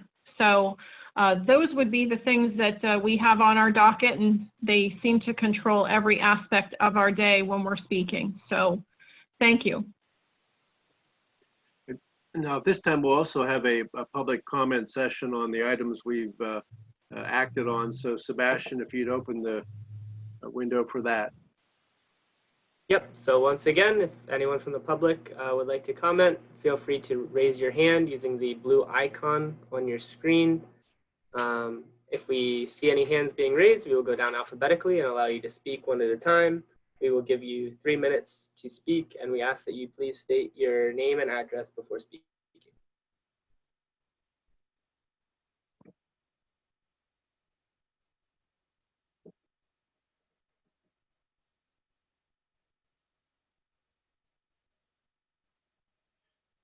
Okay, not seeing any hands being raised then.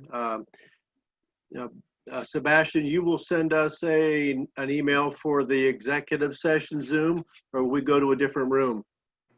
I will send out the link as soon as we get off of here. Okay, with that, entertain a motion to adjourn. Move to adjourn. Do we have a second? Scott, second. All in favor? Aye? Aye. Aye. I don't think anyone's opposed. I don't think so. With that, we're in our adjourned.